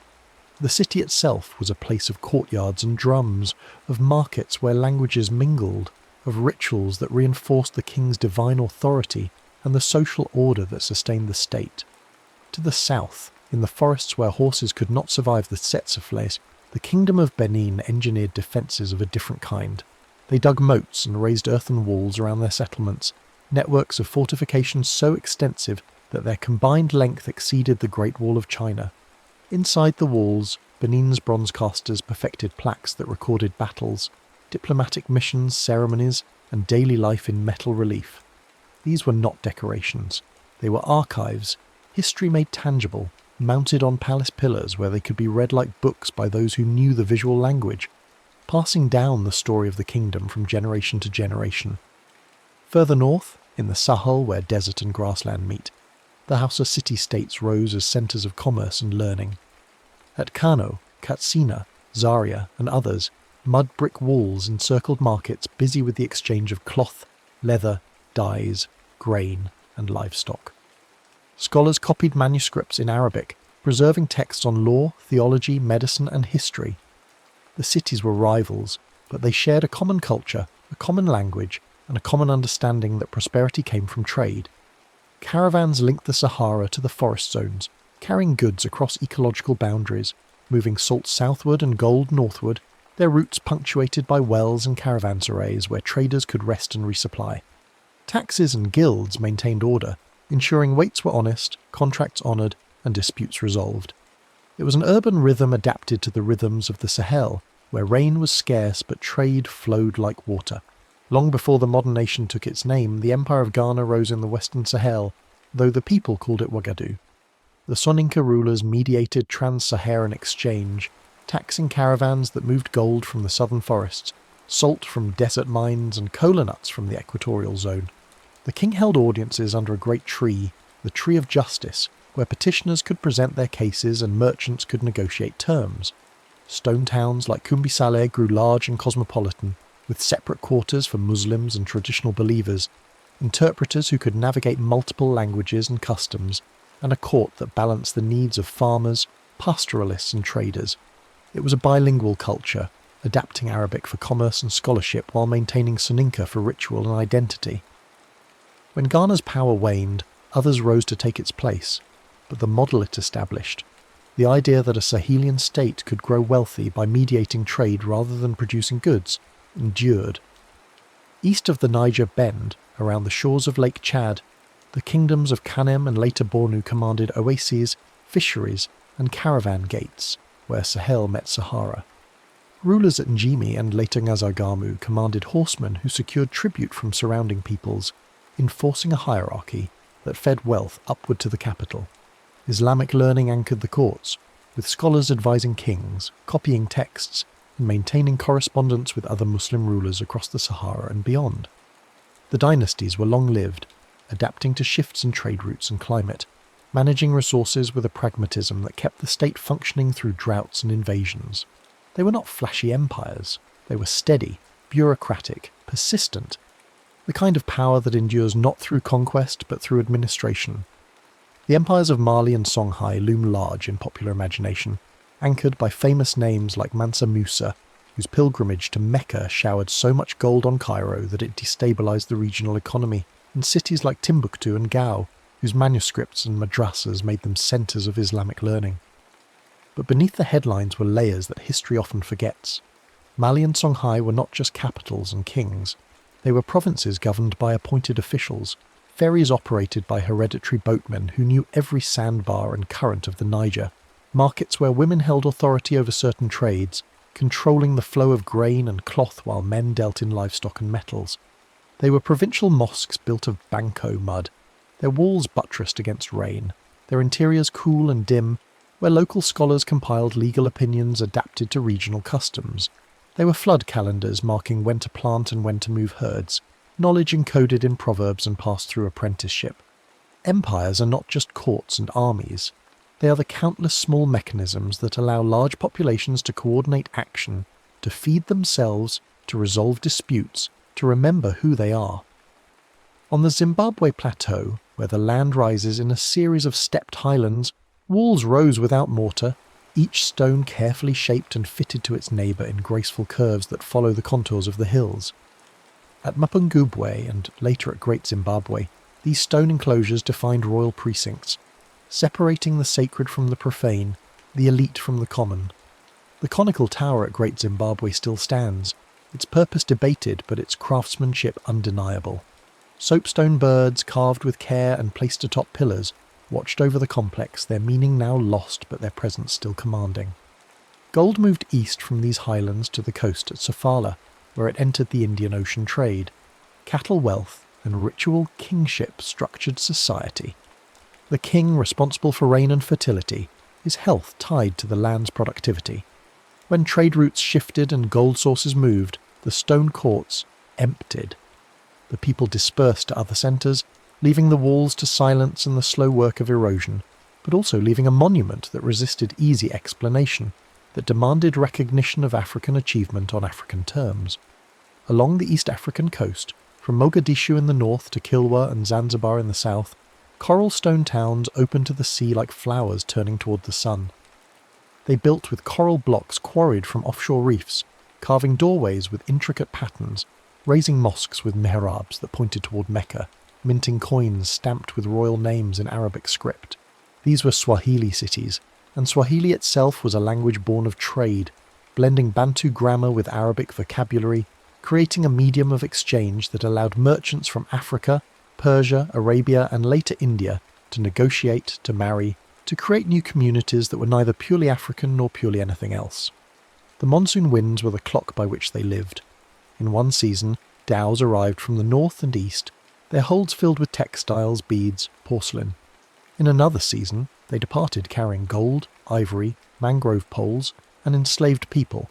The Swahili were middlemen, translators, diplomats, their prosperity built on connection rather than isolation, their culture a testament to what happens when people meet and make something new. Along the Congo River, the Kingdom of Congo organised provinces under the Mani-Congo, the King of Kings. Roads paved with raffia cloth connected villages to regional centres and regional centres to the capital. The people used enkisi, power figures carved from wood and studded with nails and blades, each one a vessel for spiritual force, activated through ritual and invocation. Shell currency, Nzimbu cowries, facilitated trade, their value regulated by the court.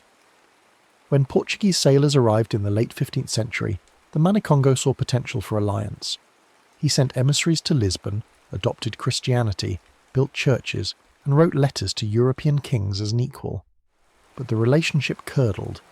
Portuguese wanted enslaved people, and the Atlantic slave trade wrenched Congo society apart, turning neighbours against neighbours, fueling wars that served European markets rather than African needs. The kingdom adapted, survived, fragmented, but it never forgot what it had been. The letters remain, evidence of statehood that European narratives too often denied.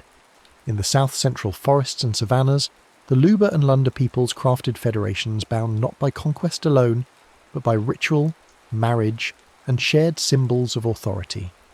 Luba sacred kingship emphasized the king as mediator between the living and the ancestors, his legitimacy derived from spiritual rather than purely military power. The Lunda expanded through strategic marriages, sending royal women to marry into neighbouring chiefs, creating kinship networks that tied distant communities to the centre. Governance was not centralised in the European sense. It was distributed, with rotating offices and councils that balanced regional autonomy with collective identity. Knowledge was encoded in Lukasa memory boards, handheld wooden tablets studded with beads and shells, each one a mnemonic device that trained keepers could read like texts, reciting dynastic histories, legal precedents, and ritual procedures by tracing the patterns with their fingers. It was history that could be held, touched, passed from teacher to student in firelight and shadow. Where the Zambesi River floods wide across its plain, the Losi people built their settlements on stilts and islands, adapting to the annual rhythm of water's rise and fall. Each year, the Kwambaka ceremony marked the king's move from the floodplain capital to higher ground. The royal barge, paddled by singers whose voices synchronized the strokes, carried the king across the swollen river while crowds watched from the banks. It was spectacle, yes, but also administration, a public acknowledgement that power in this place was tied to water's moods, that kingship meant reading the river and moving the court accordingly. When the floods receded, the king returned, and life resumed on the fertile soil left behind. It was a calendar written not in months but in stages of flood, a political geography mapped to hydrology. Between the Ethiopian highlands and the Red Sea coast, sultanates rose and fell in a landscape of trade and tension. At Hala, archaeologists have uncovered craft quarters where artisans worked silver and produced glass beads, evidence of specialised production and long-distance trade. The sultanates of Ifat and Adal fielded cavalry and infantry in wars against the Christian highlands, struggles that were as much about control of trade routes as theology. Coastal emporia linked coffee, ivory and textiles to Red Sea shipping lanes, enriching merchant families who built stone houses with courtyards and gardens. Forts and field walls trace the outlines of centuries of local power, polities that existed in a contested space between highland empires and maritime networks, carving out autonomy through alliances, trade and, when necessary, war. In the equatorial forests of the Congo Basin, where roads by land are few and difficult, rivers became the highways of power.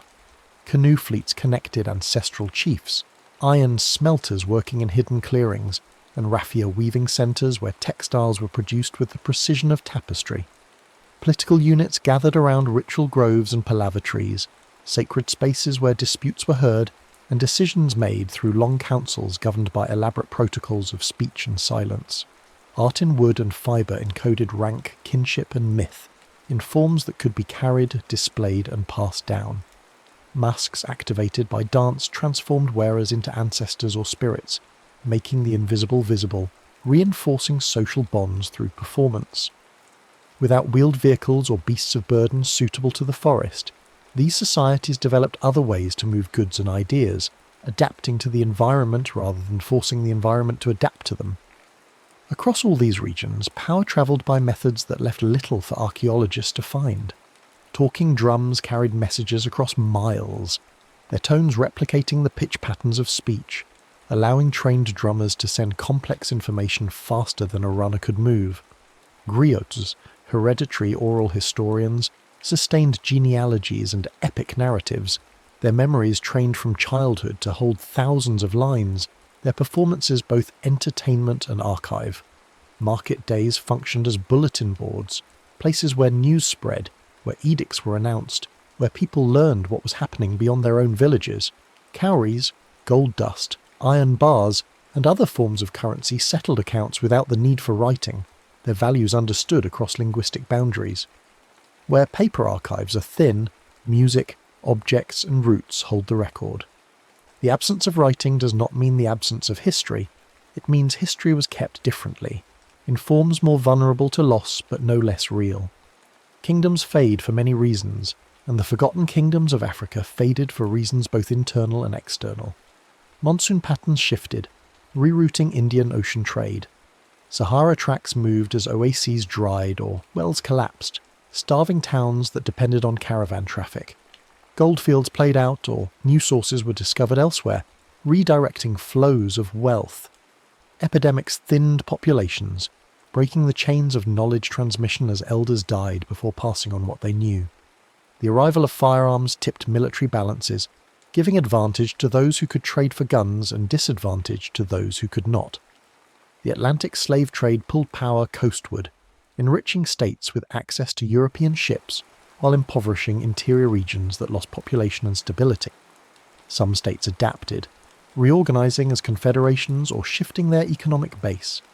Others dissolved into successor chiefdoms, their centralized authority fragmenting back into the smaller units from which it had originally coalesced. Ruins remained, silent but insistent. Oral histories preserved fragments, genealogies, and migration stories that carried the outlines of what had been. Travellers, Arab and later European, wrote accounts that, however biased or incomplete, recorded names and events that would otherwise be lost. What was forgotten, and why it was forgotten, tells us as much about the recorders as the recorded. Colonial narratives seeking to justify conquest and exploitation minimized pre-colonial complexity, casting Africa as a dark continent without history, without achievement, waiting for the light of European civilization. Written archives privileged outsiders, Arab merchants and European explorers whose accounts emphasized the exotic and the primitive, filtering African realities through their own assumptions and agendas. But stones cannot be denied. The walls of Great Zimbabwe, the bronzes of Benin, the stelae of Aksum, these physical objects insisted on a different story, one of engineering, artistry and political organisation that rivaled anything in Europe or Asia. Beads and shells traced trade networks spanning continents. Loanwords in languages revealed ancient contacts and exchanges. Genetic studies showed the movement of peoples, the mixing of populations, the deep interconnectedness of human history. Remembering these kingdoms is not an act of charity or political correctness. It is an act of accuracy.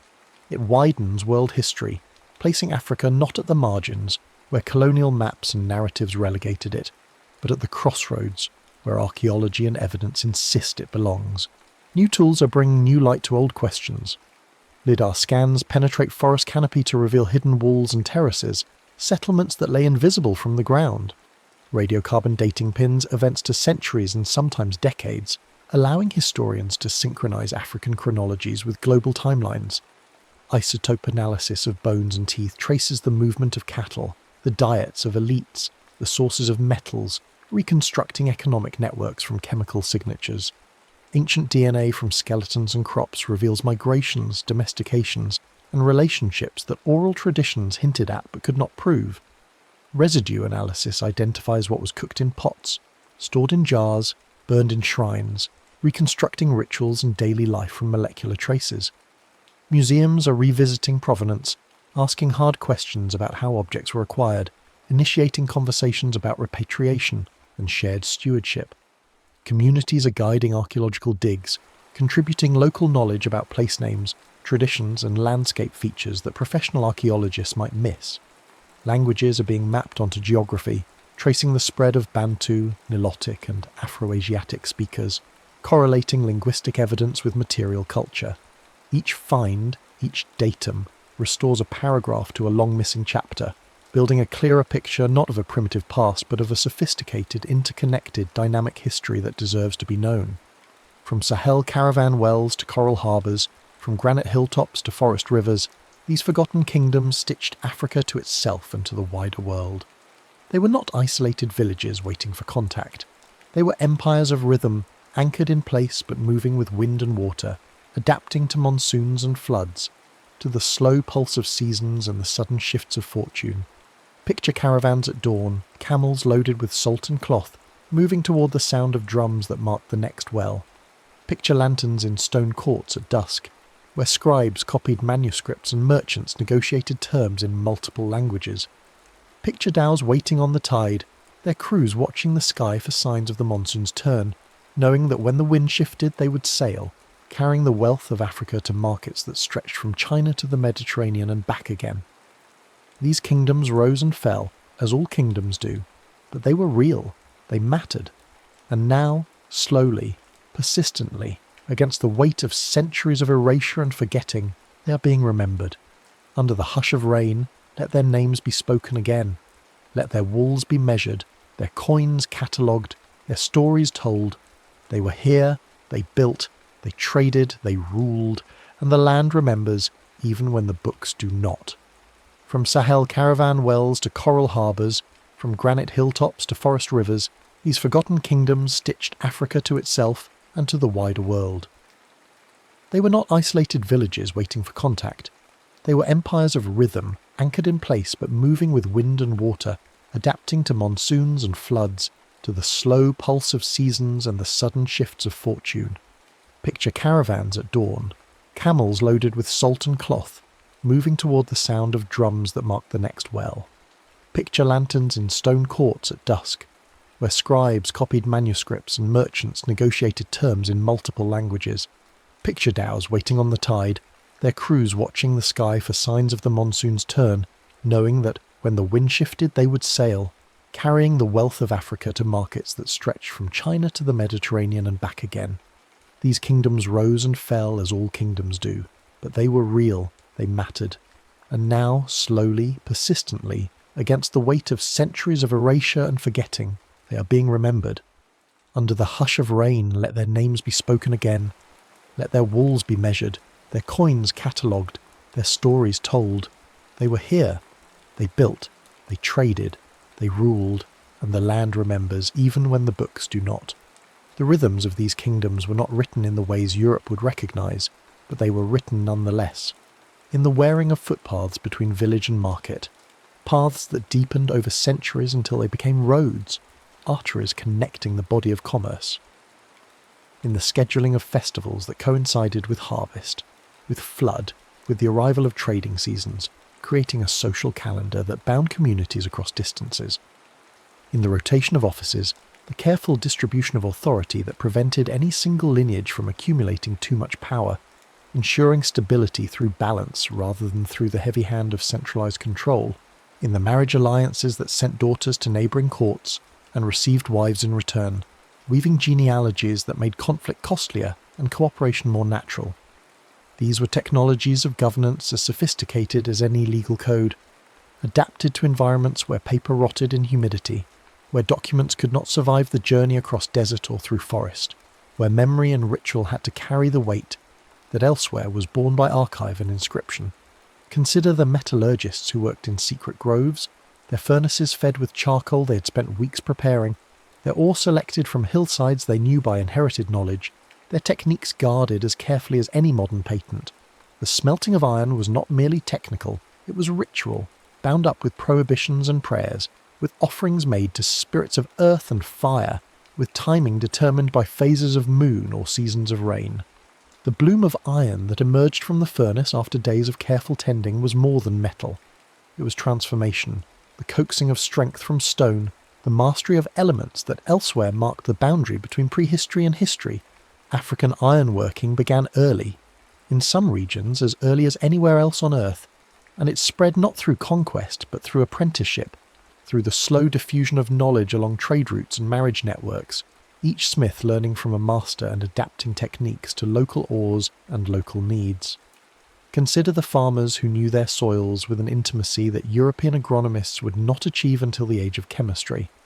They read colour and texture, knowing which red earth would yield yams and which would not, which grey sand near rivers could support rice and which would flood too deeply.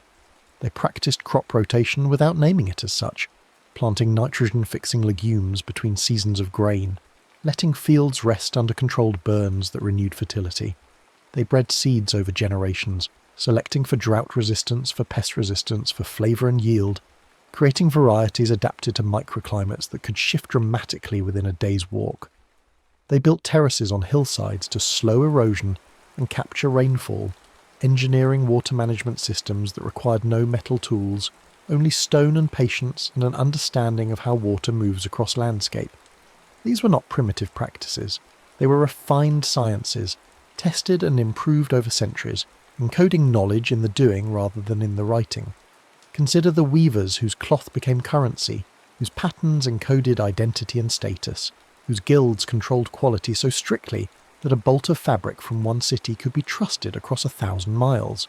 Raffia cotton, bark cloth and wool, each material worked according to its nature, each pattern meaningful to those who knew the visual language. A chief's cloth might incorporate motifs that referenced ancestral exploits. A marriage cloth might weave together symbols from two lineages. A mourning cloth might use colours and textures that spoke of grief without need for words. These textiles travelled far, carried by merchants who understood their value not merely as covering, but as communication, as portable art, as social text. When Europeans arrived and offered cheap manufactured cloth, they disrupted not just an economy but a language, replacing nuance with uniformity, turning garments from statements into mere coverings. Consider the healers who knew which bark would lower fever, which leaf would stop bleeding, which root would calm a troubled mind. They worked without microscopes or chemical analysis, relying instead on observation refined over generations, on careful experimentation whose failures were forgotten and whose successes were preserved in pharmacopoeias carried entirely in memory. They understood that illness had social dimensions as well as physical, that a person standing in the community, their spiritual state, their relationships with the living and the dead, all bore upon their health. Treatment was holistic before that word existed, combining plant medicine with ritual, with counsel, with the restoration of balance in the patient's life. When colonial medicine arrived and dismissed these practices as superstition, it missed much of what made them effective, measuring only what it could see and ignoring what it could not. The kingdoms are gone now, at least in their original forms. The capitals are ruins or buried under modern cities. The trade routes are paved roads following new logic. The royal lines are broken or absorbed into nation-states whose borders were drawn in Berlin by men who had never seen the rivers they were dividing, who knew nothing of the ecological boundaries that had shaped political ones, who cared only for the neat parcelling of territory among competing empires. But the forgetting was never complete. In rural areas, chiefs still hold authority, not because governments grant it, but because communities recognise it, maintaining continuity with older systems of legitimacy. Griots still perform, though now they might be called musicians or storytellers, their art adapted to new contexts but still carrying the weight of genealogy and history. Craftspeople still work in old ways, not out of backwardness but out of preference, because the old ways work, because they connect maker to material in ways that industrial production cannot replicate. Languages still carry loanwords from Arabic, from Portuguese, from other African languages, each borrowing a trace of ancient contact, ancient exchange.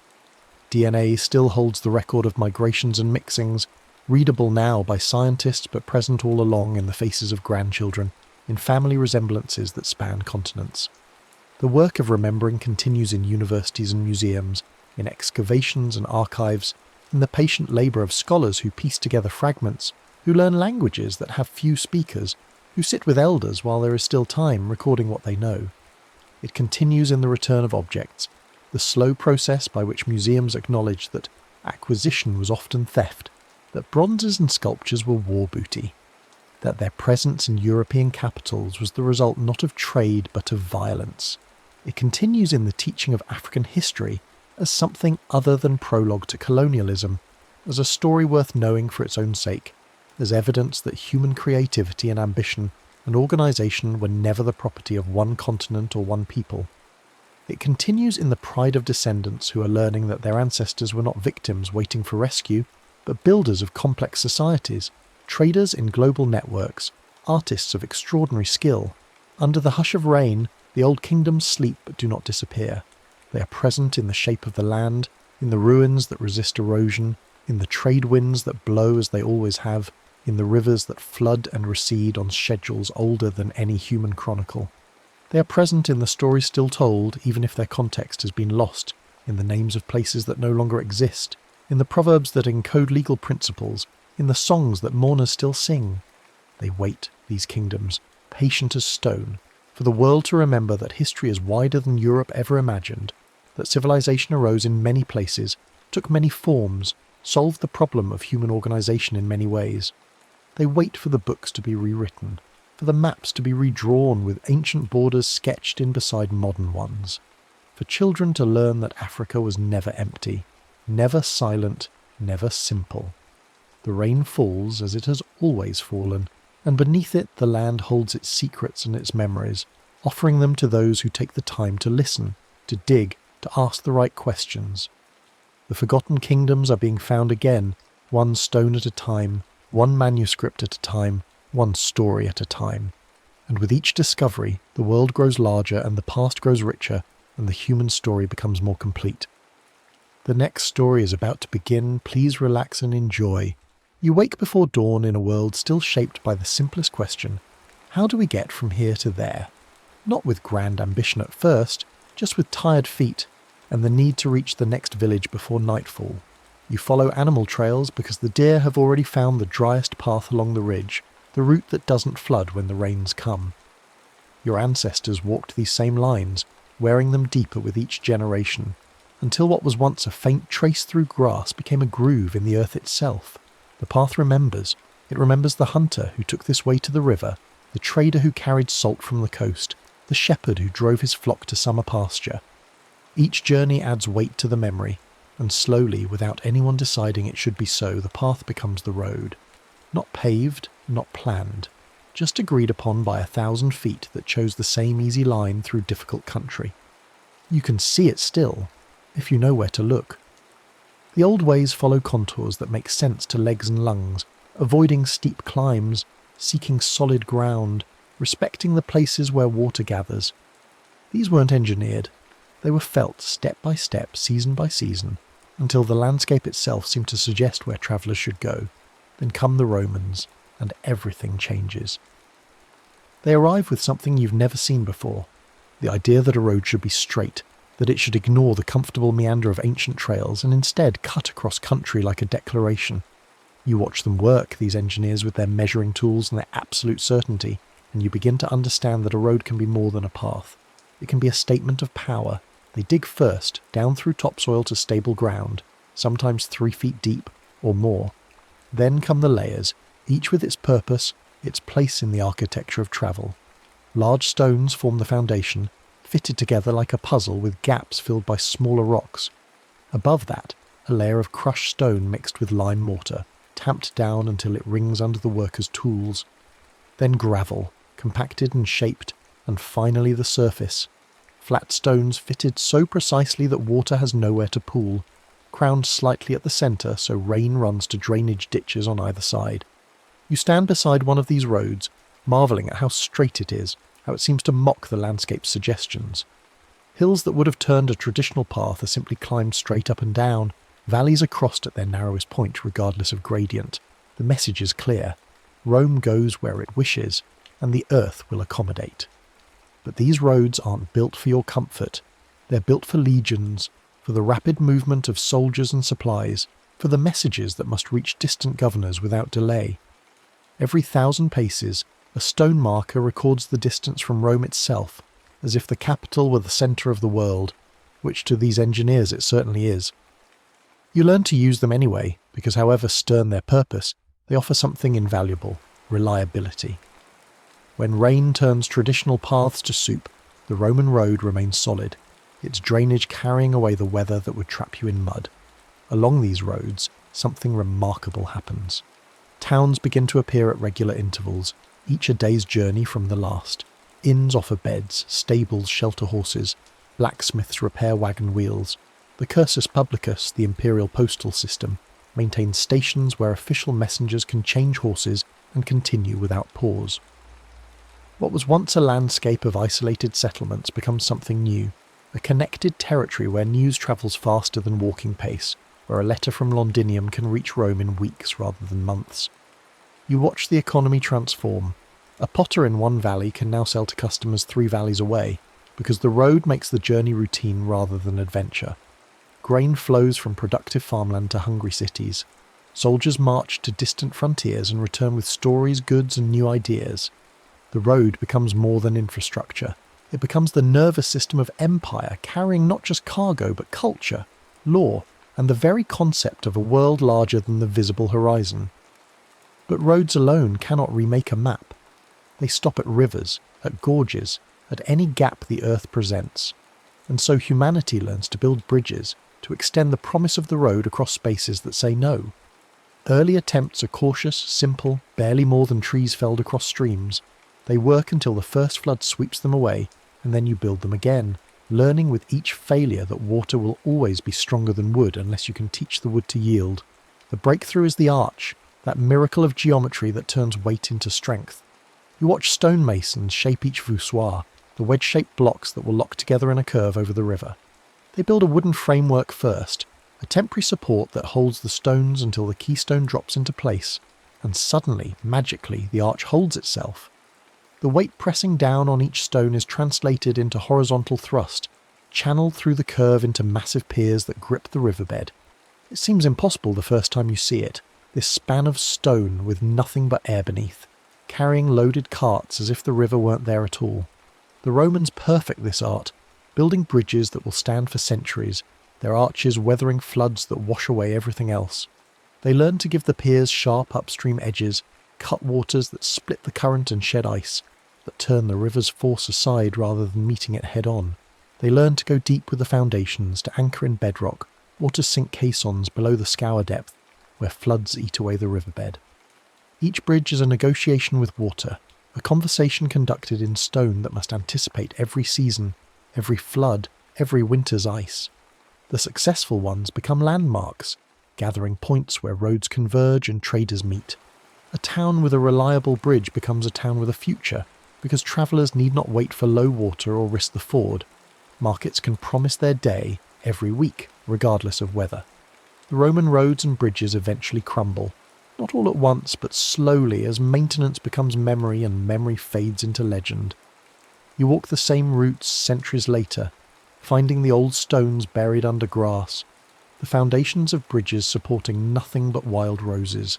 The Dark Ages, they'll call this time, when the great works fell into disrepair and travel became dangerous again. But the routes themselves persist because geography hasn't changed. The best line through the hills is still the best line, whether paved with Roman stone or worn by medieval feet. Slowly, trade revives. Towns grow wealthy enough to think beyond survival, and they remember what was lost. Bridge building becomes a civic duty, a charitable act blessed by the church. Wealthy merchants fund crossings and endow trusts to maintain them, taking tolls to pay for repairs. You see chapels built into bridge piers, shrines where travellers can pray for safe passage, and sometimes these bridges are named for saints, as if the holy might protect stone better than engineering alone. In places where stone is scarce or expensive, wooden bridges rise again, but this time with better understanding. Trusses distribute weight through triangulated frameworks of timber. Covered bridges protect the critical joints from rain, extending the life of the structure by decades. The bridge becomes architecture, a statement of craft and community pride, its timbers shaped and fitted with the same care a cathedral builder gives to nave and spire. By the Renaissance, something shifts in how you think about roads. Instruments arrive that can measure what eyes can only estimate. Chains and levels, theodolites and surveying tools transform road building from craft to science. You can now determine exact gradients, plot straight lines across miles of countryside, cut and fill with precision to maintain a steady grade. The gentle camber, that slight crown that sheds water to the road's edge, becomes standard rather than accident. Two names echo through this era of improvement. Telford and Macadam, though their contributions come slightly later, in the threshold of the industrial age. They understand something crucial, that a road's strength comes not from any single massive layer, but from the correct sequence of broken stone, each layer supporting the next, the whole compacted by traffic into a surface that is smooth, durable, and relatively fast to construct. The Macadam Road, as it becomes known, uses no mortar, no carefully fitted stones, just crushed rock graded from large to small, bound together by the weight of wheels passing over it. Coaching inns multiply along these improved roads, their schedules timed to the reliability of the surface. The mail coach becomes a clock you can set your life by, arriving and departing with precision that would have been unthinkable on medieval tracks. distance begins to be measured not just in miles but in hours, and time becomes as important as geography. The world is shrinking not because it's smaller but because you can cross it faster. And then iron arrives, and with it a revolution in what a bridge can do.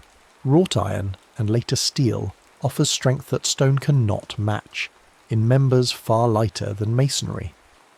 You can now build bridges as frameworks of triangulated trusses, each member either in tension or compression, the whole structure a careful balance of forces that lets it span distances stone could never cross. Rivers that once required a dozen arches can be leapt in 1 or 2 graceful bounds. The breakthrough that captures imaginations is the suspension bridge, that seemingly impossible structure where cables hung between towers support the roadway like a harp string. The first time you see one, it looks too delicate to be real, too light to carry any weight. But the mathematics work, the cables in perfect tension, the deck hanging from hangers that space the load evenly. When the wind blows, you can see it sway slightly, and that movement is not weakness but wisdom, the structure bending rather than breaking, accommodating forces instead of resisting them rigidly. These early suspension bridges teach hard lessons about aerodynamics. The Tacoma Narrows Bridge, though it comes much later, will become famous for twisting itself apart in moderate wind, its deck oscillating in ever larger waves until the structure can no longer hold together. You'll see the footage, grainy and terrible, and understand that moving air is as much an enemy as flood or earthquake. The lesson reshapes bridge design, adding stiffening trusses beneath the deck, modifying cross-sections to let wind pass without building up destructive resonance. Concrete changes everything again. Plain concrete is strong in compression but brittle in tension, useless for spanning. But reinforce it with steel rebar, and suddenly you have a material that combines the best properties of both, that can be cast into almost any shape, that improves with age as the chemical bonds strengthen. Pre-stressing and post-tensioning, where steel cables are tensioned before or after the concrete cures, let you build longer, thinner, more elegant structures than pure concrete could manage. Box girders and segmental construction mean you can build bridges across valleys without filling the space below with scaffolding. Each segment is cast or lifted into place and post-tension to the previous section, the structure extending itself into space like a growing branch. Expansion joints and bearings at the supports allow for the thermal expansion and contraction that would otherwise crack rigid connections. Drainage systems, carefully detailed, ensure that water, the eternal enemy of structure, is guided away from vulnerable joints and surfaces. The highway era arrives with a roar of engines and the smell of asphalt. Roads are no longer built one at a time, but as systems, networks designed holistically with consistent standards.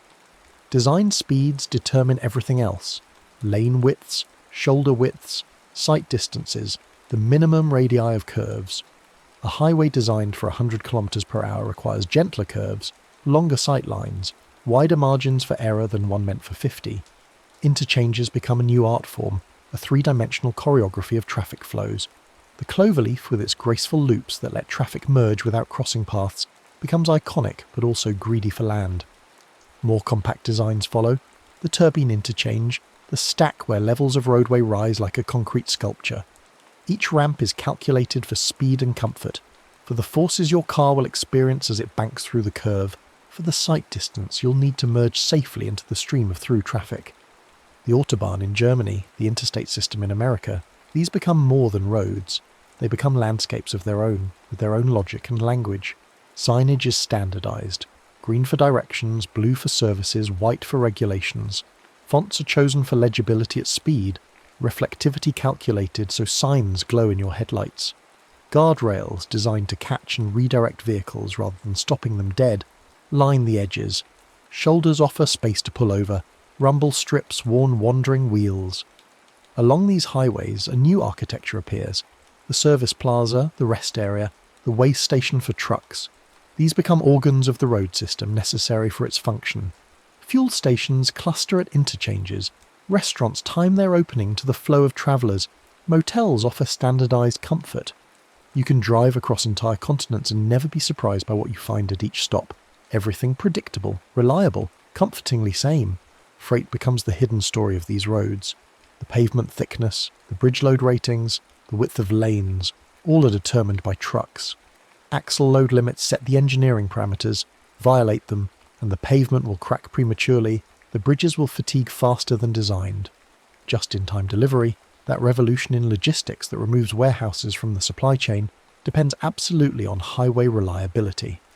Distribution centres bloom at strategic junctions, and from them, smaller trucks and vans conduct the last-mile ballet that brings goods to your door. A broken bridge isn't just an inconvenience now. It ripples through the economy, disrupting supply chains, emptying shelves hundreds of miles away. Every load delayed is a cost multiplied across the system. The trucks you see flowing past carry not just cargo, but the assumptions of modern life. That goods will arrive on schedule, that distance is a detail, that the road will always be there, open and smooth. Cities reshape themselves around the highway. Bypasses pull through traffic away from old town centres, blessing some businesses and strangling others. Beltways redistribute growth, creating new commercial nodes at each interchange while older downtowns wonder where their customers went. Access ramps become gates to prosperity, and neighbourhoods without them find themselves isolated from the economic current that flows past, just out of reach.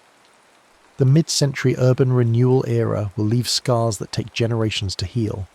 Expressways are driven through established neighbourhoods, often targeting the poorest communities with the least political power.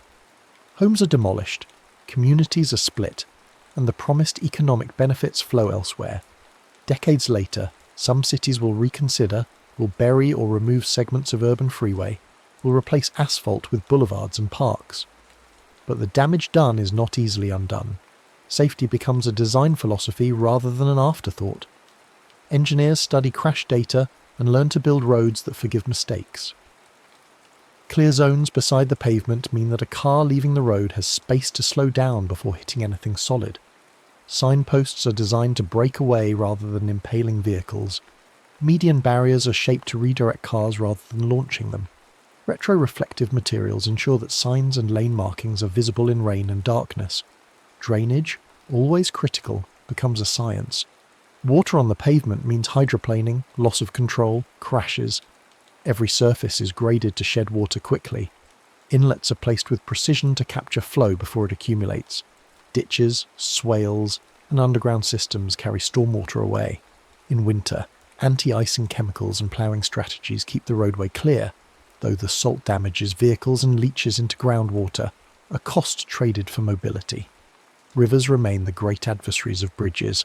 Scour, the erosion of sediment around bridge piers during floods, undermines foundations and can collapse a span in hours. Engineers armour footings with riprap, monitor streams during high water, design piers with shapes that reduce turbulent scour. Flood studies become more sophisticated, considering not just historical high water, but the changing patterns that climate brings. Pavements crack under freeze-thaw cycles, the water that seeps into tiny gaps expanding as it freezes, wedging the material apart. Mixed designs evolve to resist this. Joints are sealed, and subgrades are engineered to drain quickly. Maintenance becomes a constant conversation with the weather, a battle that can be managed but never won. Famous failures teach the lessons that theory cannot. Tacoma Narrows shows the danger of ignoring aerodynamics. The Silver Bridge collapse in West Virginia reveals the brittleness of certain steel details and the need for redundancy. The Morandi Bridge in Genoa demonstrates that even modern structures require diligent inspection and maintenance, that concrete can corrode from within, hidden until failure is sudden and catastrophic. From each disaster come new standards, new inspection regimes, new technologies. Non-destructive testing lets engineers see inside concrete and steel, finding flaws before they become failures. Sensors embedded in structures report strain, temperature, tilt, providing continuous monitoring that replaces periodic inspections. Bridges begin to carry data as well as trucks, sending their health reports to central systems that analyse and predict. As you build more roads, you realise they fragment the landscape for creatures who knew these paths long before humans walked them. Wildlife overpasses, vegetated bridges that let deer and elk cross highways without meeting traffic begin to appear. Fish-friendly culverts replace pipes that blocked salmon runs. Dark sky lighting reduces the biological disruption of artificial day. Noise walls, planting buffers, these small mitigations acknowledge that roads serve human purposes but need not destroy every other use of the land. Funding highways is its own long story.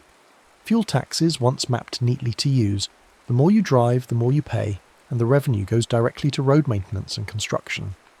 But as vehicles become more efficient and electric, that connection thins. Tolls return, collected now by gantries that read transponders without slowing traffic. Congestion pricing charges more for driving at peak times, shaping demand as well as funding supply. Public-private partnerships bring private capital to build roads that states cannot afford, though the long-term costs and loss of control are debated endlessly. Equity questions arise that earlier eras ignored. Who pays for roads? Who benefits? Who lives beside the noise and breathes the exhaust? When a new highway slices through a neighbourhood, whose property values rise and whose fall? When toll roads offer speed to those who can pay, what happens to those who cannot? These are not technical questions with engineering answers, but they shape what gets built and where. Not all roads are for cars. Bus rapid transit borrows highway thinking for city streets, giving buses dedicated lanes, signal priority and station platforms that speed boarding. Protected bike lanes transform painted lines into physical separation, making cycling safe enough for children and the elderly. Complete streets policies require that sidewalks, crossings and pedestrian timing receive as much attention as vehicle capacity. A good road, in this newer understanding, serves every traveller. The driver, the cyclist, the walker, the bus rider, each with their own speed and needs. Digital layers now sit atop physical infrastructure. Intelligent transportation systems watch traffic flows with cameras and sensors, adjusting signal timing, deploying messages to electronic signs, managing ramp metering to smooth flow. Pavements carry embedded fibre optics, strain gauges, temperature sensors. Bridges transmit their health data continuously. GNSS provides lane-level positioning accurate to centimetres. Vehicle-to-infrastructure communication lets cars and trucks receive warnings about conditions ahead. Ice on bridge deck, stopped vehicle around curve, construction zone in 2 kilometres. Autonomous vehicles, when they come, will rely on this digital road as much as the physical one. Precise maps that record every lane, every sign, every curb. Real-time updates about closures, hazards, traffic. The promises that cars could travel closer together, react faster, never drive drowsy or distracted. But the transition period, with human and automated vehicles sharing the same space, will be complex and probably long. The road that worked for a century of human drivers must now accommodate a new intelligence, one that sees differently, that makes different mistakes. Resilience becomes a design principle as climate patterns shift and infrastructure ages. Networks survive failures by having alternate routes, so that when one bridge closes for repair or is damaged by earthquake, traffic can detour. Modular bridge designs let segments be replaced quickly, sometimes sliding new spans into place overnight while traffic is diverted. Seismic bearings and isolation systems let structures move during earthquakes, then return to position, surviving events that would have collapsed a rigidly designed predecessor. Climate adaptation means designing for futures that differ from the past. Higher floods require raising bridge decks or accepting longer closures. Hotter summers mean pavements that resist rutting, that reflect more heat. More intense storms need larger culverts, deeper detention basins. Design margins, once comfortable, become necessary. The 50-year flood now comes every 20 years, and the codes struggle to keep up. You stand beside a highway at dusk watching the flow. Red tail lights stream away, white headlights approach, each vehicle a capsule of intention, of someone going from one place to another. The road beneath them is invisible in its success, felt only when it fails, noticed only when absent. But it represents decisions accumulated over centuries: where to go, how to get there, who pays, who benefits, what is sacrificed for speed. Every alignment blesses some paths and curses others. Every bridge invites a relationship that could not exist before it. The farmer who can now reach a better market, the student who can attend a distant school, the family that can visit on weekends rather than once a year. Emergency services arrive faster. Letters become latency measured in milliseconds rather than weeks. The things you take for granted, the groceries on shelves, the ability to travel, the expectation that distance is merely distance and not an impassable barrier, all rest on this network of pavement and steel. The quiet power of roads and bridges is not in motion itself, but in the connections they make routine. Markets widen from local to regional to global. Ideas travel and collide and hybridize. People who would never have met become neighbours, colleagues, lovers. The map is not the territory, but roads edit the territory into something new, something that would be unrecognisable to your ancestors who first walked the deer trails along the ridge. A road is a decision repeated mile after mile. Go here, not there. Connect these places, ignore those. A bridge is a promise kept across a space that says no. We will cross despite the river, despite the canyon, despite the cost and difficulty. From Roman pavements to steel cables, from stone arches to concrete boxes, from gravel paths to glowing gantries that read license plates at highway speed, these are tools used to edit geography itself. Under the hush of rain tonight, imagine the map without the lines and spans. Imagine the world before the road decided where to go. Every village an island, every river a border, every hill a reason to turn back. The Romans saw straight where habit saw curves, and that difference remade a continent. The bridge builder imagined span where others saw barrier, and that vision stitched economies together. You trace a finger across a map and see lines, routes, highways numbered and named. But those lines are stories of where people wanted to go badly enough to move earth, to span water, to maintain pavement generation after generation. They are promises made by one era to the next. We will keep these routes open, we will repair what weather damages, we will not let the forest reclaim what we built. Not all promises are kept. Roads decay, bridges collapse, maintenance is deferred, and eventually some routes are abandoned. Nature is patient. Given time, it will erase every trace. The forest will grow through the pavement cracks, the river will undermine the piers, the sand will drift over the highway, until no one remembers it was there. But for now, for this moment in the long span of human time, the roads hold. You can drive across continents barely thinking about the miracle of it.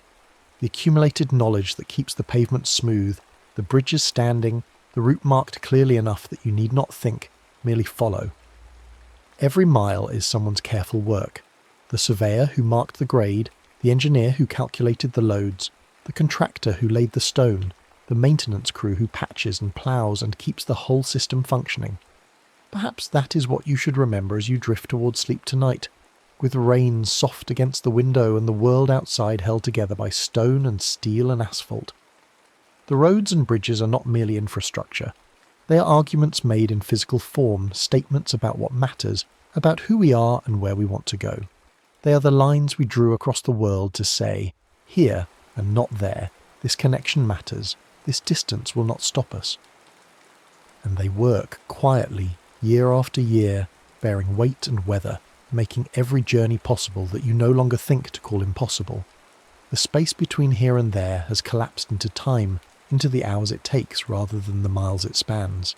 A bridge is just stone or steel over water, but it is also a door that opens onto a larger world, a promise that the far side can be reached. So let the rain continue, let the night deepen, let your breathing slow. The roads are out there, wet and dark and empty for the moment, but ready. Ready for tomorrow's traffic, for the trucks and cars and buses that will flow along them, for the people travelling toward 1,000 different destinations, all using the same ancient answer to the same simple question. How do we get from here to there? We build a road, we span the gap, we remember the route and improve it, generation by generation, until what began as a deer trail becomes a highway. What started as fallen logs across a stream becomes a suspension bridge swaying slightly in the wind, beautiful and improbable and absolutely necessary. That is what we do. That is what roads and bridges really mean. They are how we turn distance into something we can cross, how we transform. The next story is about to begin. Please relax and enjoy. We're going to talk about something so ordinary you probably used it today without thinking. Something sitting in a shaker on your table right now. Salt. Just salt. White crystals that seem unremarkable until you realise they built empires, funded wars, sparked revolutions, and quite literally kept humanity alive for thousands of years. This is the story of the mineral that taught us to preserve, to trade, and to survive. So breathe slowly, let the rain carry you, and let's begin with something simple. Taste. Your body needs salt. Not wants it, needs it. Without sodium and chloride, your nerves stop firing properly. Your muscles, including your heart, lose their rhythm. Your cells can't balance fluids. You swell or you shrivel. In hot climates, when you sweat, you're not just losing water, you're spending salt, dissolving it out of your skin in invisible tribute to the sun. And if you don't replace it, your body begins to fail. Slowly at first, tiredness, confusion, cramps, then catastrophically. This isn't philosophy, it's biology. The earliest humans understood this not through science, but through desperation. They watched animals. Deer and elk would travel miles to lick certain rocks, tongues worn smooth over generations. Elephants would dig into cave walls, chewing mineral clay. Birds would cluster near particular streams, and people followed. They found the salt licks, the mineral springs, the tide pools where seawater evaporated and left behind glittering white crusts. These places became gathering points, then camps, then the first fragile threads of trade. Before anyone wanted spices or silk or gold, they needed salt. It was the first necessity beyond water and fire. So how did they get it? There were three main ways, and each one shaped the culture that used it. If you lived near the ocean, you learned to trap seawater in shallow pans, letting the sun do the work. The Mediterranean, the coasts of China, the shores of West Africa, all developed solar evaporation. It was slow, required flat land and consistent sun, but it was reliable. If you lived inland near certain geological formations, you might find rock salt, massive underground domes of halite left behind by ancient seas that had dried up millions of years ago. You could mine it, chip it from cliffs, scrape it from caves. Poland, Iran, the Sahara all had these deposits. And if you lived in a place with brine springs, natural wells where salty water bubbled up from deep underground, you could boil it. This required fuel, lots of it, usually wood or coal. You'd heat great kettles, evaporating the water until only salt remained. It was labour-intensive and smoky, but it worked even in forests far from any coast. Geography decided your method, and your method shaped your economy. Coastal peoples built networks of salt pans and drying sheds. Forest communities cleared wood and tended fires. Desert traders learned which oases held salt and which held only disappointment. The mineral was everywhere and nowhere, abundant in the sea, sparse on land, and always worth the effort to gather. Once people learned to gather salt reliably, something remarkable happened. They learned to preserve. Meat spoils, fish rots, milk sours, but if you coat them in salt, pull the moisture out, deny bacteria the wet environment they need, these foods last. Not forever, but long enough. Long enough to survive winter. Long enough to cross a desert. Long enough to sail to another continent. Salted cod could be stacked in barrels and shipped from Norway to the Caribbean. Salted pork could feed armies marching through landscapes with no livestock. Cheese rubbed in salt could age in caves, developing flavours no fresh milk could offer.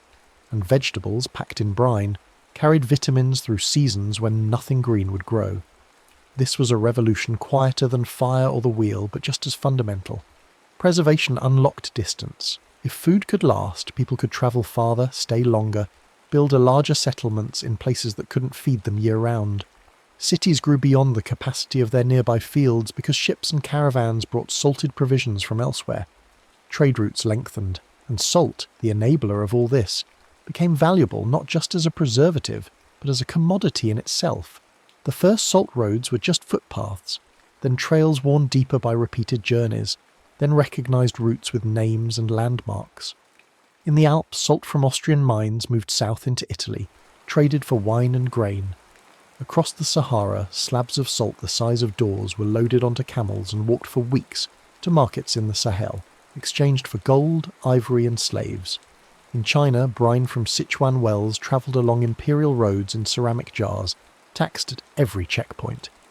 In India, coastal salt moved inland on the heads of porters, one careful step at a time, carried in baskets balanced with skill learned over lifetimes. These routes became infrastructure. Inns appeared where travellers needed rest, toll gates where rulers wanted revenue, guard posts where bandits prowled. And wherever a salt route crossed a river or met another trade path, villages grew into market towns. The flow of salt carved human geography just as rivers carved stone. Rulers noticed this, of course. Everyone needed salt. Rich and poor, farmer and king, everyone bought it, which made it the perfect thing to tax. The Chinese salt monopoly, established over 2,000 years ago, funneled massive revenues into dynastic coffers. The state controlled production, set prices, and punished smugglers with severity that would seem absurd if the stakes weren't so high. In France, the gabelle, a salt tax, became one of the most hated impositions of the monarchy. People in salt-producing regions paid less, while those inland paid exorbitant rates. Resentment simmered for centuries and became one quiet thread in the tapestry of revolution. In India, under British rule, the salt tax was both economic policy and symbol of colonial control. The Raj claimed monopoly over salt production, forbidding Indians from gathering their own from the coast they'd lived beside for millennia. It was this tax, this seemingly small indignity over a mineral, that Mahatma Gandhi chose to challenge in 1930 with his Salt March, walking to the sea to make salt in defiance of the law. The image of a man in simple cloth bending to scoop seawater became a rallying cry for independence. Licenses, stamps, official seals, all these bureaucratic tools followed every sack of salt through legal channels. And where law was too expensive or too slow, smugglers invented night routes through marshes and forests, dodging patrols, hiding sacks under grain or in false-bottom carts, risking fines or worse for the markup that came from scarcity. Salt and fish were partners in shaping empires, quieter partners than steel or gunpowder, but partners nonetheless. Salted fish fed armies. The Romans made garum, a fermented fish sauce, in vast coastal workshops, and shipped it across the empire. The Basques and Portuguese perfected the salting of cod, turning a plentiful fish into a durable commodity that fueled exploration of the Atlantic. Dutch herring, packed in barrels with just the right blend of salt and brine, became a cornerstone of the Netherlands' maritime economy. Scandinavian stockfish, air-dried and salted, required no refrigeration and lasted for years. These preserved fish weren't delicacies. They were calories, protein, sustenance for sailors, soldiers and city workers far from farms. Harbours rose where salt and fish and favourable winds intersected. The great port cities, Lisbon, Amsterdam, Bergen, weren't just about ships. They were about the warehouses behind the docks, stacked floor to ceiling with barrels of brine and racks of drying cod. Maritime power, the kind that built colonies and drew maps, rested quietly on this foundation of salt and preservation. Armies didn't just eat salt, they fought for it. A blockade that cut off salt works could starve a region as effectively as burning its fields. Forts were built to guard brine springs. Civil wars turned on access to salt licks, necessary not just for soldiers but for the horses and cattle that moved and fed them. During the American Civil War, the Union specifically targeted Confederate salt works along the coasts, understanding that without salt the South couldn't preserve meat for its armies. Ancient stories tell of victors sowing salt into the fields of defeated cities, a curse of barrenness. Whether this actually happened or was symbolic rhetoric, the image stuck. Salt is both life and lifelessness, necessity and weapon. Control the salt, and you control survival. Salt healed and salt harmed. Brine-washed wounds, the sting a promise of cleanliness before anyone understood infection. Saline solutions rehydrated the faint and feverish, a medical use that continues in every hospital today. Pickled vegetables, cured in salt brine, carried vitamins through winters when scurvy stalked the malnourished. But the people who worked salt paid a price. Miners in underground salt domes breathed dust that scarred their lungs. Boilers tending kettles over roaring fires blistered their hands and faces, working in heat and smoke that aged them fast. And diets too heavy in salt, common in eras when preservation meant saturation, stiffened blood vessels and burdened hearts. Salt was medicine and risk in the same handful, and the line between cure and harm ran right through every kitchen and every body. The tools for making salt evolved slowly, then quickly. Early evaporation used simple clay pans, replaced over centuries by iron, which conducted heat better and lasted longer. In Europe, graduation towers appeared, massive wooden structures where brine was pumped to the top and allowed to trickle down through bundles of blackthorn branches. Wind evaporated water as the brine descended, concentrating it before the final boiling saving fuel. Canals carried coal to inland saltworks, feeding the boilers that turned brine into crystals.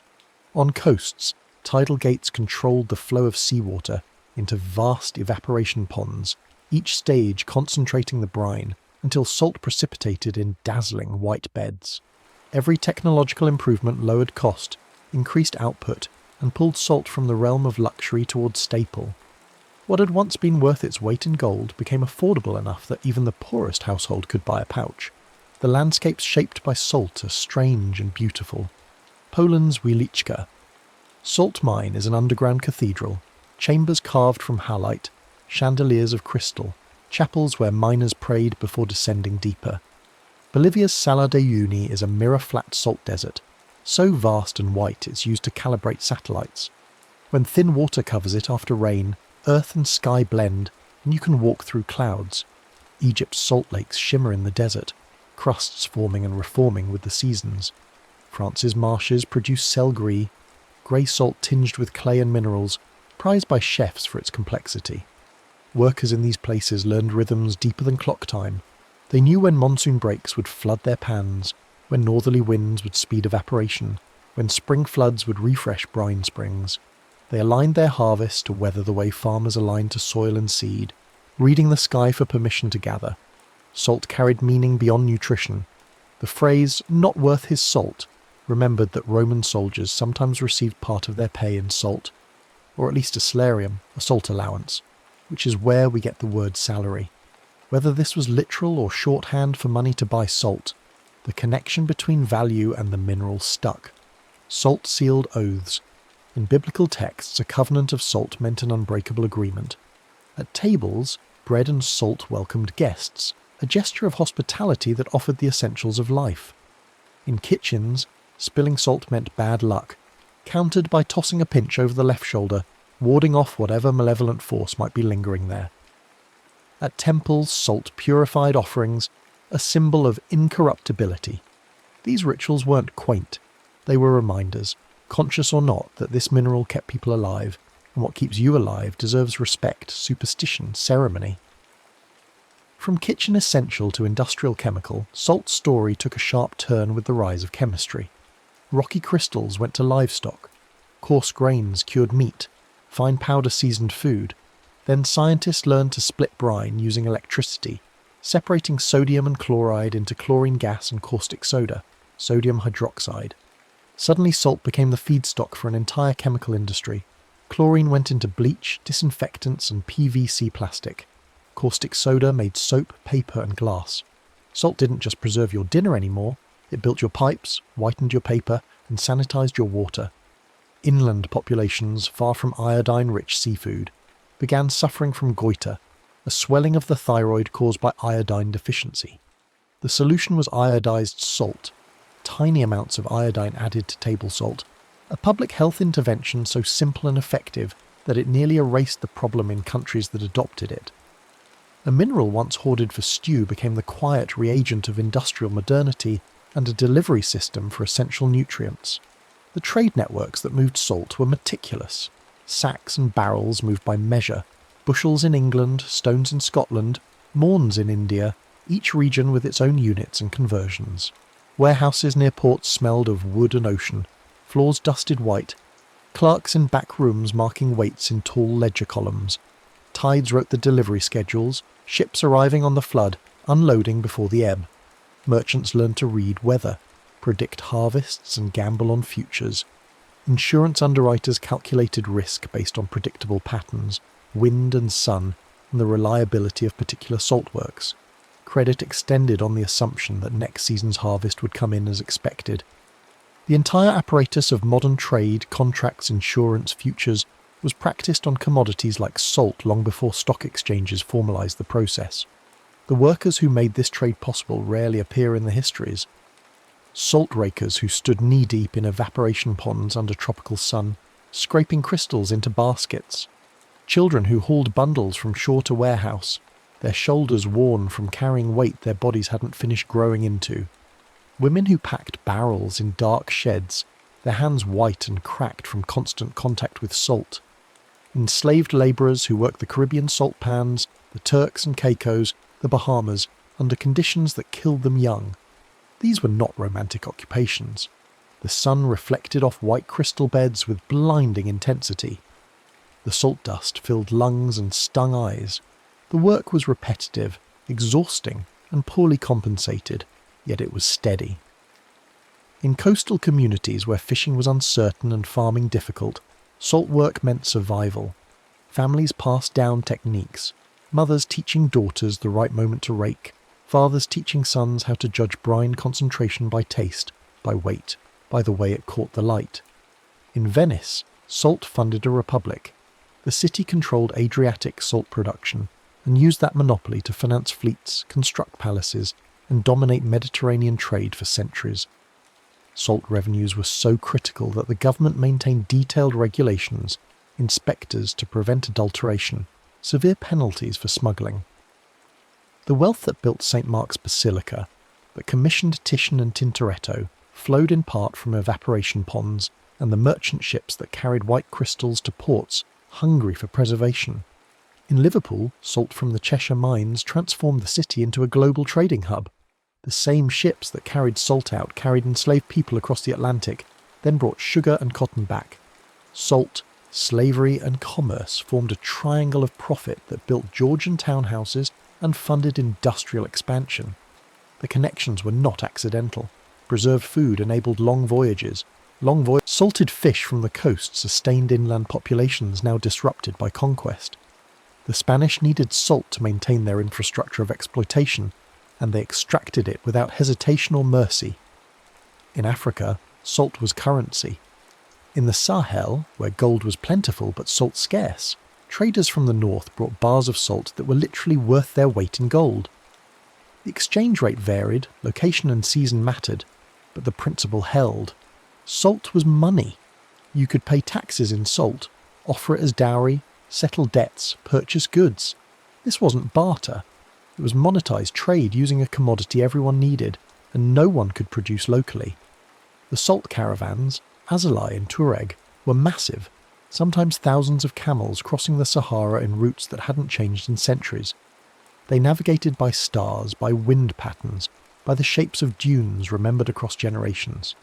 They stopped at wells, at oases, timed their journeys to avoid the worst heat, and when they arrived in Timbuktu or Gao or Jenny, they sold salt and bought gold, ivory, cola nuts, enslaved people. The cities that thrived on this trade built universities, libraries, mosques that still stand.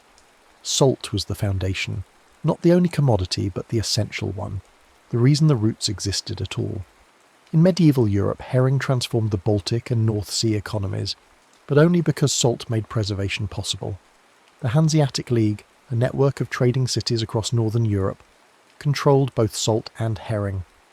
Lübeck's merchants grew rich on Lüneburg's salt. Bergen's traders shipped barrels to England and France. The entire system depended on timing. Herring migrated in vast schools, silver floods that appeared annually. Fishermen had weeks to catch them, and salt had to be ready, stockpiled, or the catch would spoil before it reached market. The logistics were intricate, coordinating boats, barrels, salt supplies, transport. When it worked, the profits were staggering. When it failed, when salt didn't arrive or herring didn't show, communities starved. This fragility bred innovation. Better barrels, improved packing techniques, contracts that hedged risk.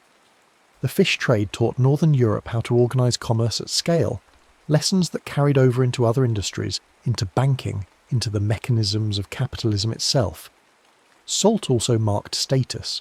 Fine salt, carefully refined, white and dry, graced the tables of nobility. Coarse salt, grey with impurities, was for servants and livestock. In England, the salt cellar was a large ornate container placed at the centre of the table. Guests seated above the salt near the host were important. Those below the salt, farther away, were lesser. This wasn't subtle. It was visible hierarchy, reinforced at every meal. Even the salt itself participated in class structure. And because salt was taxed heavily, its cost was artificially high, which further entrenched it as a status marker. Wealth meant access to good salt, plenty of it, enough to preserve extravagantly, to season generously. Poverty meant stretching a small supply, using every grain carefully, sometimes going without. The environmental costs of salt production were real, but often ignored until recently. Coastal evaporation ponds altered wetlands, disrupting bird migrations and fish breeding. Clear-cutting forests for boiling fuel denuded landscapes. Brine spills poisoned fresh water sources. Industrial salt production in the modern era consumes energy, produces waste brine that must be managed, and contributes to the same extraction pressures as any mining operation. Yet because salt is common, because it's cheap now, these impacts rarely make headlines. We accept them as the price of keeping roads clear, of having food that lasts, of running chemical plants. The trade-off feels reasonable, or at least inevitable, but it's worth remembering that every convenience has a source, and every source has a cost. And what of the future? Salt isn't going anywhere. We'll keep using it, on food, on roads, in industry. But the conversations around it are shifting. How do we reduce road salt without compromising safety? Can we mine salt more sustainably, reclaim land afterward, minimise groundwater disruption? How do we ensure desalination doesn't just solve one problem by creating another? These aren't romantic questions. They're practical, technical, boring to most people. But they matter, because salt still matters, as much now as it did when the first human followed a deer to a mineral spring. Trace the arc. Salt led animals to lakes, mineral deposits that drew herds, and people followed. It led people to camps, then those camps became villages. It led caravans to markets, salt moving in one direction, goods moving back, creating the first long-distance trade routes. It led ships across oceans, holds packed with salt cod and salt pork, provisions that made exploration possible. It led chemists to factories, splitting brine into reagents that built industries. It led engineers to membranes, filters fine enough to separate water from salt, transforming deserts into cities. Along that entire arc, salt built towns, fed fleets, provoked protests, and flavoured every table. It funded kingdoms and toppled them. It was currency and contraband. It was ordinary and indispensable. In the hush of rain, the story simplifies. Crystals that caught the sun taught us to plan beyond today, to think in seasons and journeys and futures. They taught us to preserve, which meant we could travel farther, risk more, imagine larger communities. They taught us to trade, because no place had enough salt and everything else, so exchange became necessary. And they taught us that even the simplest substance, something you shake onto eggs without thinking, carries centuries of effort, ingenuity, conflict and survival. Salt wasn't just part of history. It was the thread that pulled us forward, from lick to ledger to lab, from animal instinct to global trade to industrial chemistry. So tonight, as the rain continues and your breathing slows, remember that the shaker on your table holds all of this. The mine in Poland, the caravan crossing the Sahara, the Roman soldier paid in salt money, the Indian villager walking to the sea with Gandhi, the chemist splitting brine in a factory, the engineer designing a desalination membrane. They're all in there, dissolved in the white grains, invisible but present. You're tasting survival, history, rebellion, and science all at once. And perhaps that's enough reason to pause, just for a moment, before you season your food. Not in reverence exactly, but in recognition. That the ordinary is never quite ordinary once you know its story. That the simplest things built the world we live in, and that sometimes the most remarkable tales belong to minerals so common, we forget to wonder. Let the rain wash over you. Let your eyes close. Let salt rest where it is, on your table, in the sea, in the earth, doing what it's always done. Keeping things alive, making things last, connecting people across distances they couldn't have crossed without it. The taste of survival, the mineral that built trade, just salt, just the foundation of everything. Rest now. Tomorrow you'll use it again without thinking, and that's fine. That's exactly as it should be. The rain knows, the earth knows, and somewhere deep in your body your cells know too. Sodium and chloride, balanced and necessary, keeping you alive while you sleep. Good night. Let the rain carry you. Let salt do its work. And dream, if you dream at all, of caravans and tides, of mines and marshes, of the long patient work of gathering something so small and so essential that civilizations rose and fell over the right to hold it. The white crystals remember everything. You don't have to. Just rest. The next story is about to begin. Please relax and enjoy. You're starting to notice details you missed before. Patterns within patterns that reveal themselves only when you stop trying to analyze and just let the sound wash over you. The flute in your hands feels warmer now, as if it's absorbed heat from your palms, and when you blow across the mouthpiece again, the note that emerges seems richer, more confident. You're beginning to understand something fundamental about musical instruments. They're not just tools for making sound, they're extensions of the human body, ways of amplifying and transforming the music that already exists inside you. Think about what's actually happening when you play this simple wooden flute. Your lungs compress air, your lips shape the stream of breath, your fingers cover and uncover holes to change the length of the vibrating air column inside the tube. Every part of this process connects directly to your body's natural rhythms and capacities. The breath comes from the same place as speech, as laughter, as sighs of contentment or gasps of surprise. The finger movements mirror the dexterity humans developed for tool-making and gesture. The flute isn't replacing human musicality. It's channeling it, focusing it, giving it new colours and capabilities. You're watching this principle play out across centuries of instrument development. The violin family emerges in Italian workshops, where craftsmen spend lifetimes perfecting the curves of wood that will resonate most beautifully. They're not working from blueprints or scientific principles, those will come later, but from intuition and endless experimentation. A piece of spruce for the top plate because it's light and stiff, maple for the back, and sides because it reflects sound differently.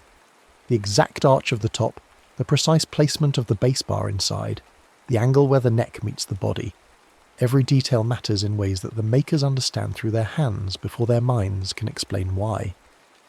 These Italian luthiers, Amati, Stradivari, Guarneri, create instruments in the 1600s and 1700s that musicians still consider unsurpassed today. You're in one of their workshops now, breathing air thick with wood shavings and varnish fumes, watching gnarled hands scrape at a piece of maple, with tools that look medieval. The old man working doesn't measure anything with rulers or calipers.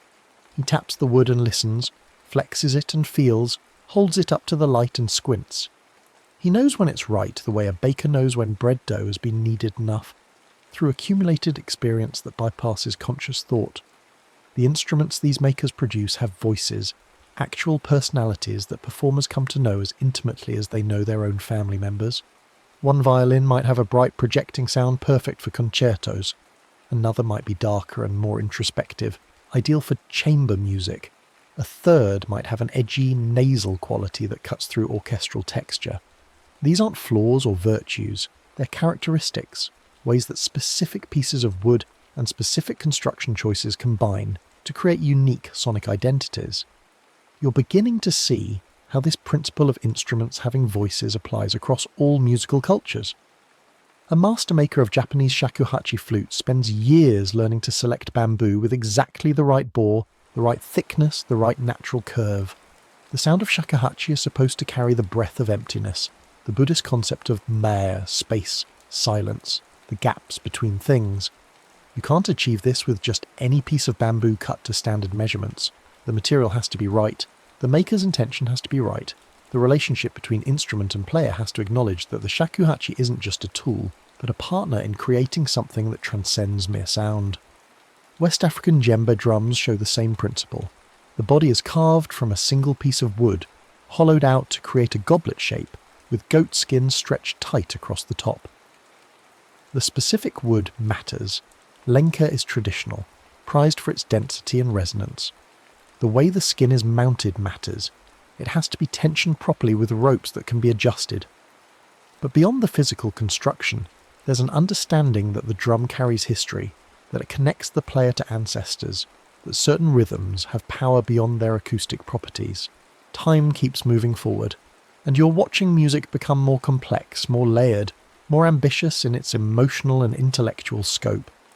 The Baroque era surrounds you now with its ornate melodic lines and intricate counterpoint. Bach is writing fugues that are simultaneously mathematical puzzles and profound spiritual expressions. Each voice enters independently with the same theme, then weaves around the other voices in patterns that seem inevitable in retrospect, but must have required extraordinary imagination to conceive. You're listening to the well-tempered clavier, preludes and fugues in all 24 major and minor keys, a demonstration that equal temperament works, that you can modulate freely through the entire tonal landscape and arrive at musically satisfying destinations. Handel is writing operas and oratorios that tell stories through music, and you're sitting in a London theatre watching singers embody characters through their voices. The castrati, male singers castrated before puberty to preserve their high voices, creates sounds that are simultaneously masculine in power and feminine in range, voices that have never existed in nature being used to portray gods and heroes and lovers. The ethical horror of what was done to these boys is undeniable, but so is the beauty of the sound they produced, and you're confronting one of music's uncomfortable truths, that great art sometimes emerges from terrible circumstances. The classical period brings clarity and balance, and you're in Vienna now, the musical capital of Europe, where Haydn is systematizing the symphony and string quartet into forms that will influence composers for generations. Mozart arrives as a child prodigy and never stops being astonishing, writing music that sounds effortless, natural, as if it simply flowed from his pen without labour or revision. But you see the crossed-out measures in his manuscripts, the revisions, the evidence that even genius requires craft and effort.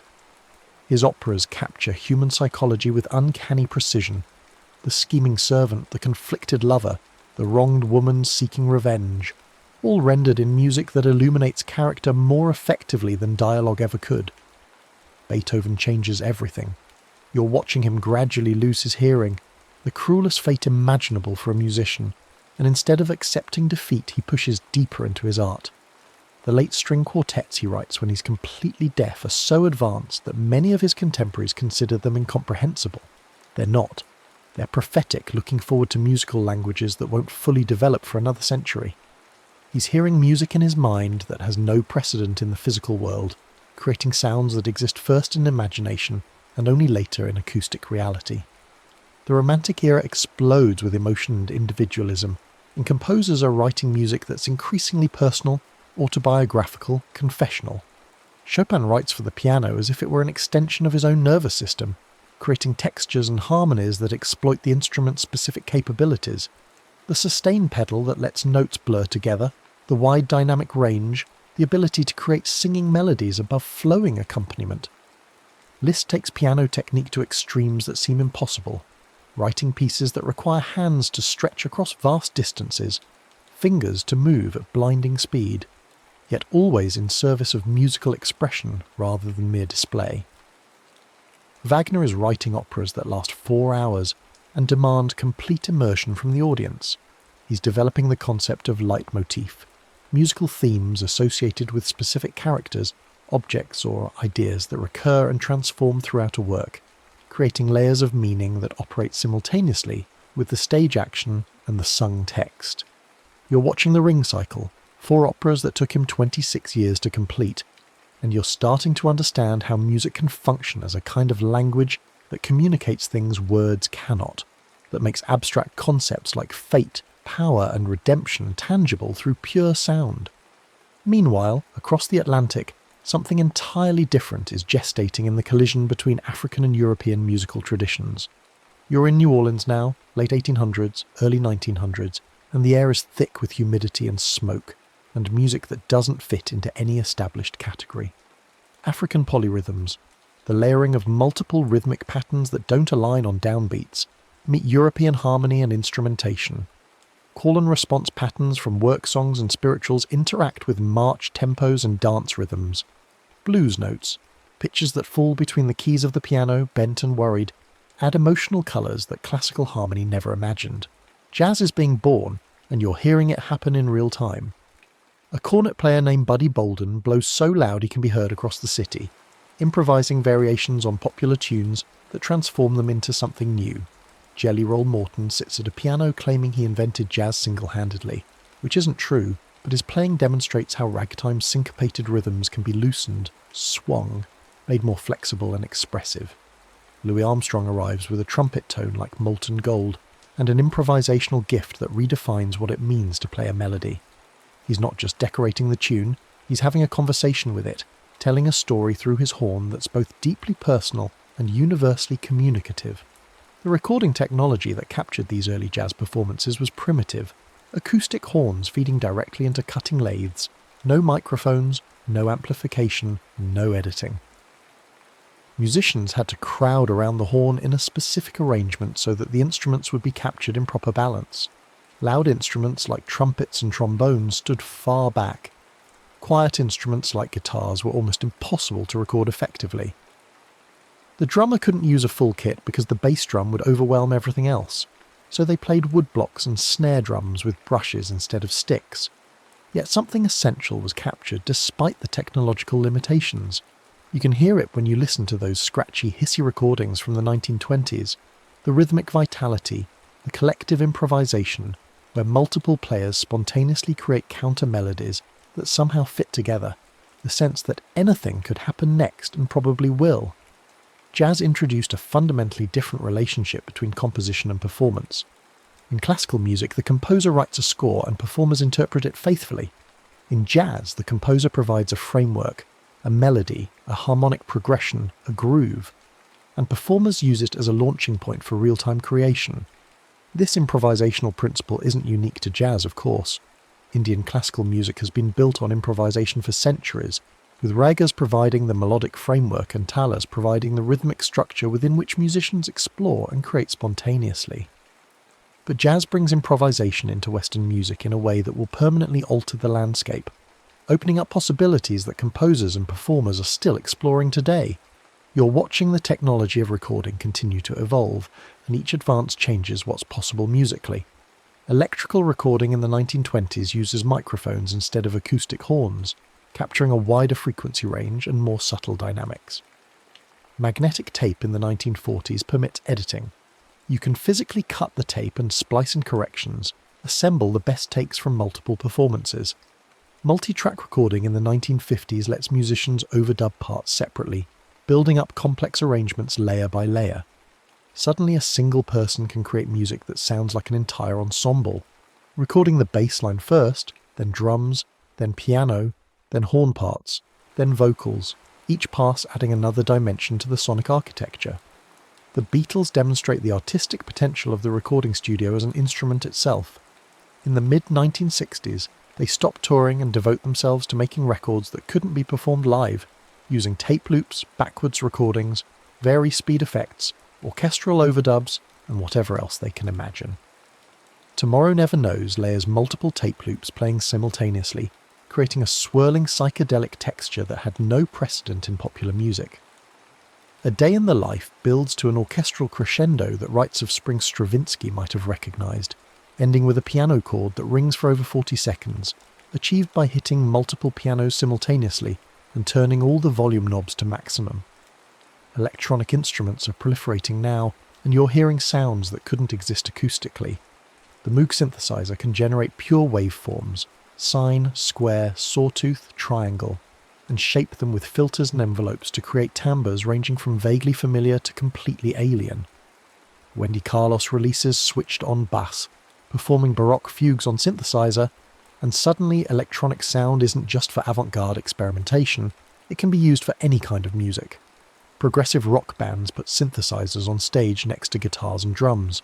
Funk musicians use them to create bass lines that shake the floor. Film composers use them to score science fiction movies, creating sonic worlds that match the visual impossibilities on screen.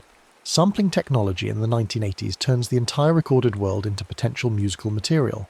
The Fairlight CMI and similar devices let you record any sound, a voice, a drum hit, a glass breaking, a car door slamming, and play it back at different pitches from a keyboard. Hip-hop producers in New York sample breaks from old funk and soul records, looping them to create new rhythmic beds, layering multiple samples to build dense collages of sound. The legal and ethical questions are complicated. When does sampling constitute theft?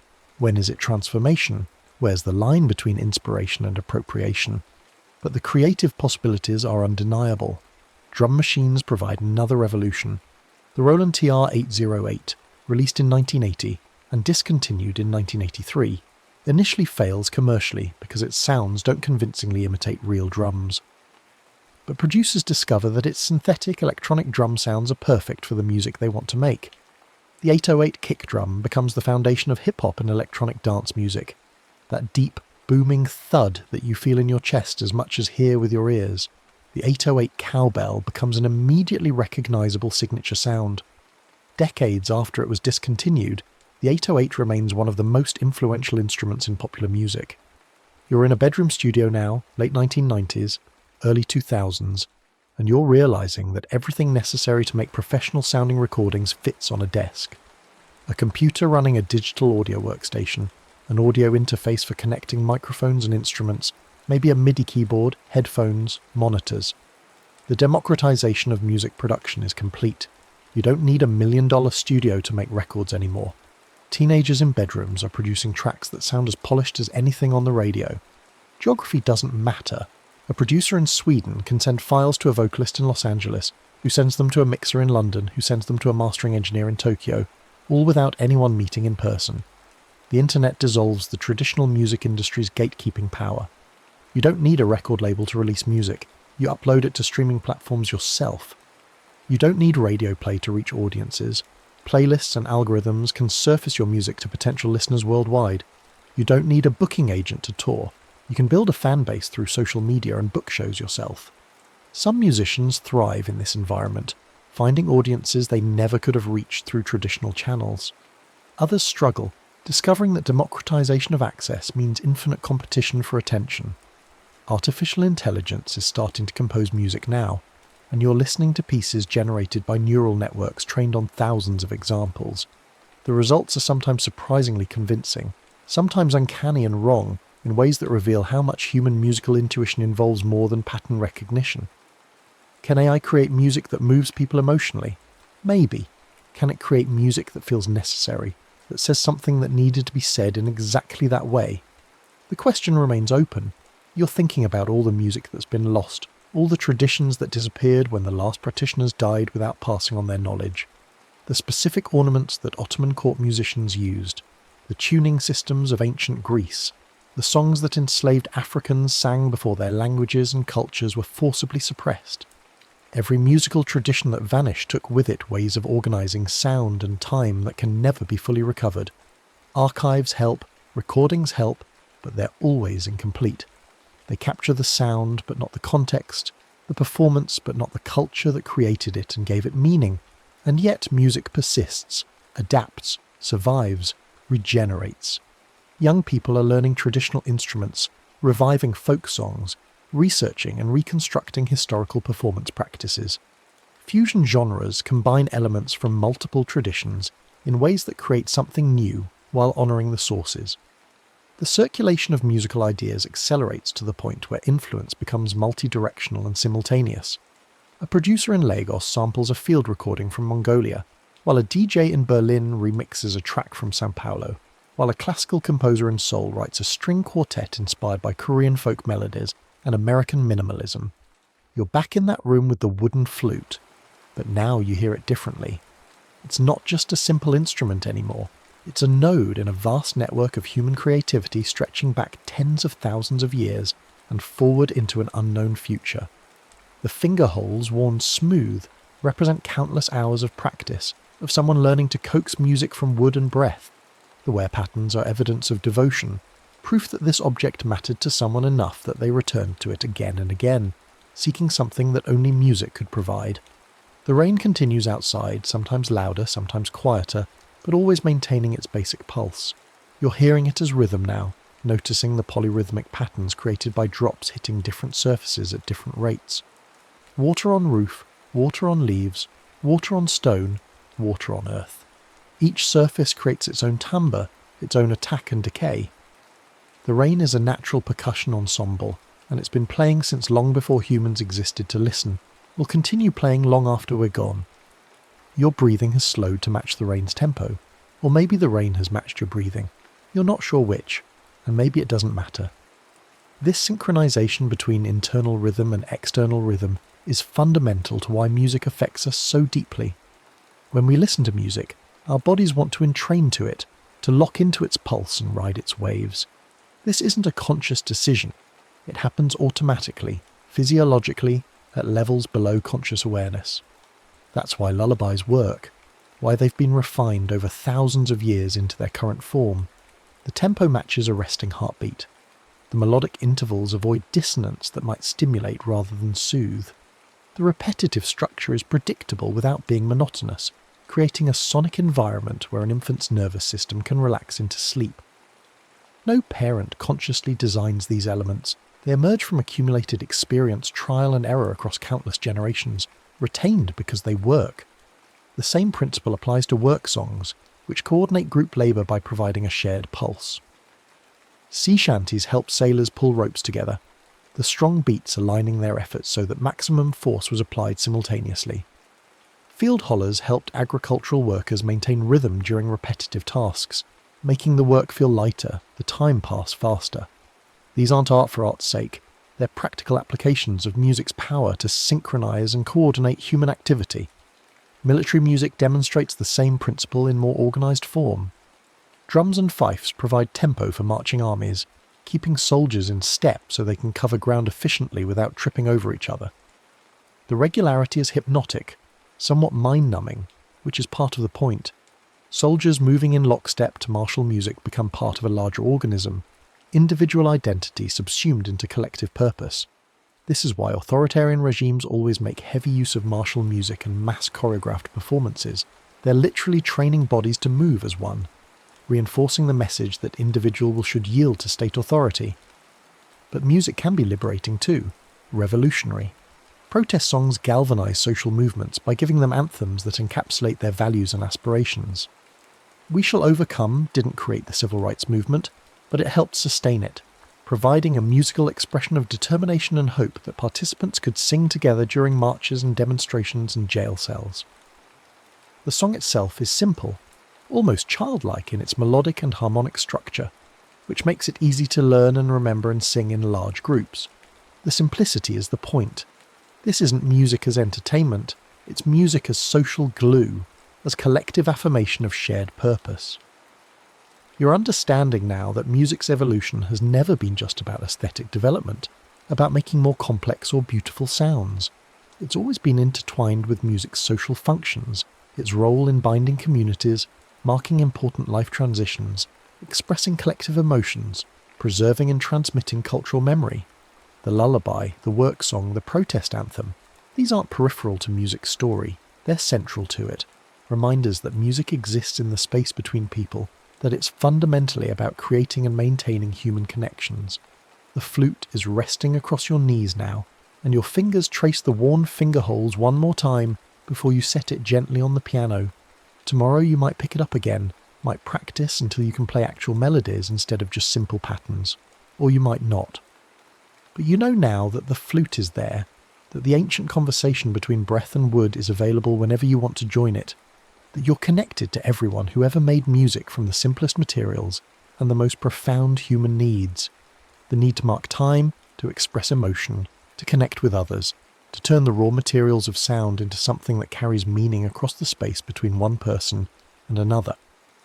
The next story is about to begin. Please relax and enjoy. The rain falls softly outside, a gentle rhythm that has accompanied human settlement since the first villages formed along water's edge. Listen closely, and you might hear in that patter the same sound that drew people to riversides thousands of years ago, the promise of life sustained by flowing water. There is a pattern older than any city, older than any monument or wall, a pattern written in silt and current that explains why we live where we live, why streets run the way they do, and why certain places became centres of power while others remained empty grassland. It is the pattern of water and settlement, as predictable as the seasons and as varied as the rivers themselves. Where rivers slowed and spread, people stayed. This simple fact underlies the geography of civilization. A fast mountain stream offers little to a farmer. Its banks are steep, its floods violent and unpredictable, its waters racing past before they can nourish anything. But where a river widens onto a plain, where its current gentles and its waters spread across flat land during the rainy season, something magical happens. Seasonal floods leave behind dark, fertile soils rich in minerals carried from distant highlands. Fish spawn in the shallows and reeds fill the banks, offering food and building material. Flat floodplains welcome the first fields, then paths worn by feet and carts, and eventually streets paved with stone or brick. Villages formed first at the places where rivers could be crossed on foot, at fords where the water ran shallow over gravel bars, and at confluences where two streams joined and doubled the resources available. These villages became markets where farmers traded surplus grain for pottery and tools. Markets attracted more people, and people built walls for protection, and within those walls rose the first true cities. Grain surpluses freed some people from farming, and those people became craftsmen, priests, soldiers, and scribes. Their labour became monuments that still stand today, and through it all, water remained the quiet engine driving everything forward.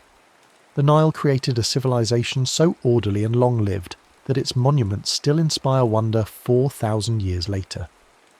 Along the Nile's narrow green ribbon cutting through desert, the flood arrived predictably every year after summer rains fell on the Ethiopian highlands far to the south. Farmers did not plant during the flood, but waited as the waters receded, watching the riverside land emerge black and moist, ready to receive seed. They measured their fields with rope stretchers, men who pulled taut cords between markers to calculate area and settle boundary disputes. Recording yields on papyrus scrolls, scribes tracked every bushel of barley and wheat, creating an administrative system that fed millions and built pyramids. Engineers cut basins and canals to tame the overflow, directing water to fields that would otherwise remain dry, extending the growing season and multiplying harvests. Nilometers carved in stone walls read the river's height at key points along its length, and priests studied these measurements to foretell harvests and calculate the taxes each district owed. A high flood meant abundant crops and full granaries. A low flood meant hunger, and the temples would open their reserves. Barges moved massive stone blocks and mountains of grain north on the steady current that always flowed toward the Mediterranean, and when the boats needed to return south, the prevailing north wind filled their sails and carried them home against the current. It was a river so regular, so dependable in its moods, that it nurtured centralized rule under pharaohs who claimed divine authority. Priestly calendars marked the flood's arrival and recession, dividing the year into seasons named for water. Cities anchored by temples faced the water, their processional ways leading to riverside docks where the king's barge might arrive bearing tribute or departing for some provincial inspection. The Nile's reliability made Egypt possible, and Egypt's cities bore the stamp of that reliability in their straight canals, their orderly temple complexes, and their unshakable confidence that next year's flood would come as it always had. Between the quick Tigris and the meandering Euphrates, a different kind of civilization took shape. Sumerian farmers cut feeder canals from streams that were anything but predictable. The Tigris rushed, violent and swift, prone to sudden devastating floods that could destroy a season's work in a night. The Euphrates wandered across its plain, changing course over centuries, abandoning old channels and carving new ones. Both rivers carried spring snowmelt from distant mountains, but the timing and volume varied wildly from year to year. Farmers responded by building levees to guard their fields, raising earthen walls that channeled water where it was wanted and blocked it where it was not. They installed gates to ration flow, opening and closing sluices to water, different parcels on a schedule that prevented waste and ensured fairness. But irrigation on this scale brought new problems, chief among them salinity that crept into soils when drainage lagged. If water sat too long, it evaporated and left its dissolved salts behind, and after enough seasons the ground turned white and barren. Fighting this required constant vigilance, constant maintenance of drains and canals, constant administration. Clay tablets mapped parcels and ditches in cuneiform script, recording which farmer held which field and which section of canal he was responsible for maintaining. Cylinder seals pressed into soft clay-authenticated shipments of grain and certified contracts, creating a paper trail that could be checked against temple archives. Out of this hydraulic complexity rose cities that were also administrative centres, Uruk and Ur, Lagash and Nippur. They began as granaries where surplus was stored against lean years, then grew into marketplaces where goods from upriver and downriver met and were exchanged, and finally became writing cities where scribes recorded everything because memory was not enough to manage the intricate choreography of water, fields and people. Trade boats loaded with textiles and grain slid down the rivers toward the Gulf, where they met merchants from distant shores. They returned with timber from mountain forests, copper from far mines, and stone that the alluvial plains entirely lacked. Here in Mesopotamia, engineering was daily life. Canals had to be cleared of silt every year before the spring floods. Levees had to be inspected and repaired where winter rains had weakened them. Disputes over water rights occupied courts and city councils. Government often meant water management, and kings boasted on monuments about the canals they dug and the irrigation systems they expanded. The cities bore the marks of this perpetual negotiation with capricious rivers, tales built up from centuries of mud brick construction, canals radiating from city walls like spokes from a hub, and a literary tradition filled with flood myths and prayers for controlled waters. The Indus and its tributaries fed a civilization that archaeological evidence suggests was remarkably orderly and peaceful. The Indus itself and the now vanished Sarasvati changed courses over centuries, shifting with tectonic movements and monsoon variations. But during its peak, the civilization built cities like Harappa and Mohenjo-daro that still impress with their urban planning. Broad streets met at right angles, forming neat grids that divided neighbourhoods into regular blocks. Wells punctuated these neighbourhoods at regular intervals, providing fresh water to residents who did not have to walk far to fill their jars. Covered brick drains ran beneath walkways, carrying wastewater away from homes and dumping it outside the city walls, a sanitation system unmatched in the ancient world. Uniform weights discovered across the civilization's extent eased trade, ensuring that a merchant in one city could do business in another using the same measures. Standardized baked bricks built everything, houses of course, but also docks where boats tied up, warehouses where goods were stored, and reservoirs that held water through the dry season. Seals carved with animals and script travelled with merchants who took boats downriver to coastal ports, where Indus goods met ships from Mesopotamia and the Arabian Peninsula. But the river's shifts, driven by monsoon variations and the slow tilting of tectonic plates, constantly reshaped settlement patterns. Channels that once ran full of water dwindled to seasonal streams. Cities that thrived on a riverside found themselves miles inland as the river jumped to a new course. The people adapted, some moving with the channels to found new settlements, others thinning out as populations dispersed, following water to where it actually flowed. The archaeological record shows cities abandoned not in catastrophe, but in gradual decline, as if people simply walked away when the river walked away first. The grid remained, the drains remained, the wells remained, but the life that animated them followed the water elsewhere. This was a civilization shaped by monsoons and by a great river system that refused to stay put, and its cities reflect that in their orderly beauty and their eventual quiet dispersal. Loaded with fine loess, eroded from highlands far upstream, the Yellow River built its own bed higher than the surrounding plain, creating an inverted topography that demanded constant vigilance. Year after year, sediment settled from the river's brown waters and accumulated on the channel bottom, raising the riverbed while the plain beyond stayed level. Eventually the river flowed above the countryside, held in place only by levees that required constant repair and reinforcement. When those banks failed, and they did fail with grim regularity, floods leapt into new courses, remaking geography overnight and drowning entire provinces. The Yellow River was called China's sorrow for good reason, but it was also China's foundation. States rose around hydraulic works, their power measured by their ability to mobilize labour for dike construction and repair. Granaries stored reserves against disaster years, and canals linked provinces into a unified economic system. The Grand Canal, built and rebuilt over centuries, eventually stitched north to south for more than 1,000 miles, moving grain tribute from the river valleys to the capital and enabling centralized rule over a vast territory. In chronicles and histories, good rule kept waters contained. An emperor whose reign saw stable rivers and successful harvest earned praise and confirmed the mandate of heaven. But disaster questioned legitimacy. If the Yellow River burst its banks and carved a new course, if floods killed thousands and destroyed crops, perhaps the emperor had lost heaven's favour and a new dynasty should rise. Silt, flood and repair formed the rhythm of northern cities. Every spring brought the threat of high water and the certainty of work on the levees. Every autumn brought relief and harvest, and the hope that this year's repairs would hold through the next spring.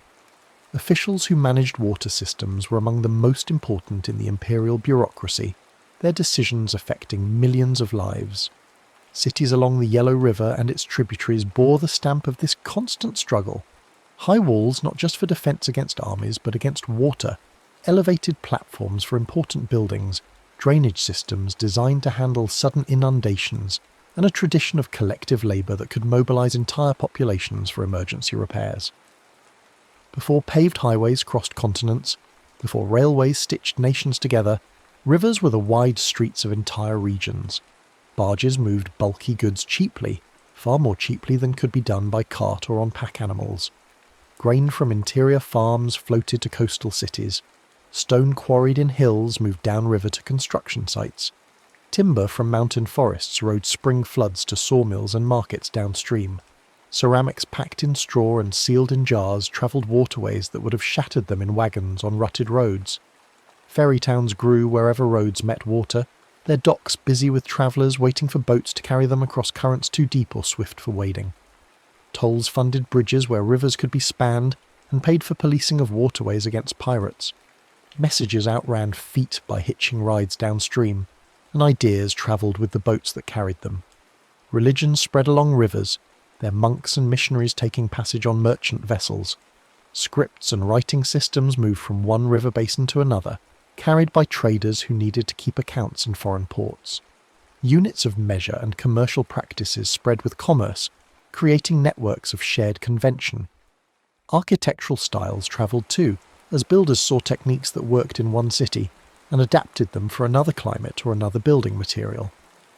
Riverfront markets turned seasonal surpluses into urban wealth, concentrating resources and attracting craftsmen, scholars and artists. The city that controlled a key stretch of river or an important confluence could tax everything that moved past, accumulating power and population. River trade created networks that linked interior producers with coastal consumers, mountain resources with plain cities, creating economic relationships that transcended political boundaries and often proved more durable than the kingdoms that tried to control them. From river height came taxes, rations and relief, a chain of causation that made hydrology into statecraft.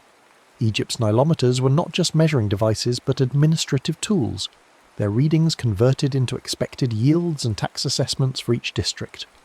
Mesopotamia's omen lists included omens about river floods, priests watching water levels and interpreting them through generations of accumulated observation. India's monsoon law taught farmers when to expect rains and how to read clouds and winds for signs of good or bad seasons. China's hydrological record stretched back centuries, officials comparing this year's flood to others remembered in archives, learning patterns that might predict the future. These were early risk systems, attempts to anticipate disaster and buffer against it. Calendars timed sowing and harvest to the river's schedule, telling farmers when to plant so their crops would mature before floods returned or droughts set in. Warehouse tallies tracked stored grain, calculating how many months a city could feed itself if harvest failed. When disaster struck, these systems determined who received relief and how much, who starved and who survived. Astronomy sharpened because knowing the exact length of the year helped predict the flood's arrival. Arithmetic developed because calculating areas of irregular fields and volumes of grain in conical piles required mathematics. Administration grew more sophisticated because floods kept asking the same questions. How high will it rise? How much land will be watered? How much grain will be harvested? How many people can be fed? How much tax can be collected? The answers required data collection, record-keeping, numerical analysis, and bureaucratic coordination. Cities that could answer these questions well thrived and grew. Cities that answered them poorly starved or collapsed. The pressure of predictable catastrophe drove innovation in ways that peaceful prosperity never could. Levees narrowed channels and increased flow velocity, using physics to fight floods. Spillways redirected peaks into depressions or secondary channels, protecting cities by sacrificing less valuable land. Check dams slowed silt-laden water and let sediments settle in controlled locations, rather than clogging main channels or irrigation canals. Pound locks lifted boats to city wharves, built above flood level, enabling commerce even when cities moved upslope away from unreliable riversides. With infrastructure came rules, because infrastructure required maintenance and coordination. Who draws water first became a legal question when multiple canals branched from one source. Who maintains which bank became a matter of law when a levee protected farmland on both sides. Who pays when a dike fails determined whether repair was swift or delayed unto disaster. Magistrates settled water disputes, hearing testimony from surveyors who measured fields and engineers who assessed dike integrity. Scribes turned water into law, recording precedents and regulations that governed everything from canal cleaning schedules to flood emergency procedures. Cities enforced schedules that synchronized fields with gates and gates with seasons, opening sluices on fixed days so farmers knew when to expect water and could prepare their fields accordingly. Markets operated on calendars that matched irrigation schedules, knowing which districts would harvest when and planning purchases accordingly. the legal architecture of water management became part of urban life as fundamental as walls or temples, invisible to outsiders but essential to insiders.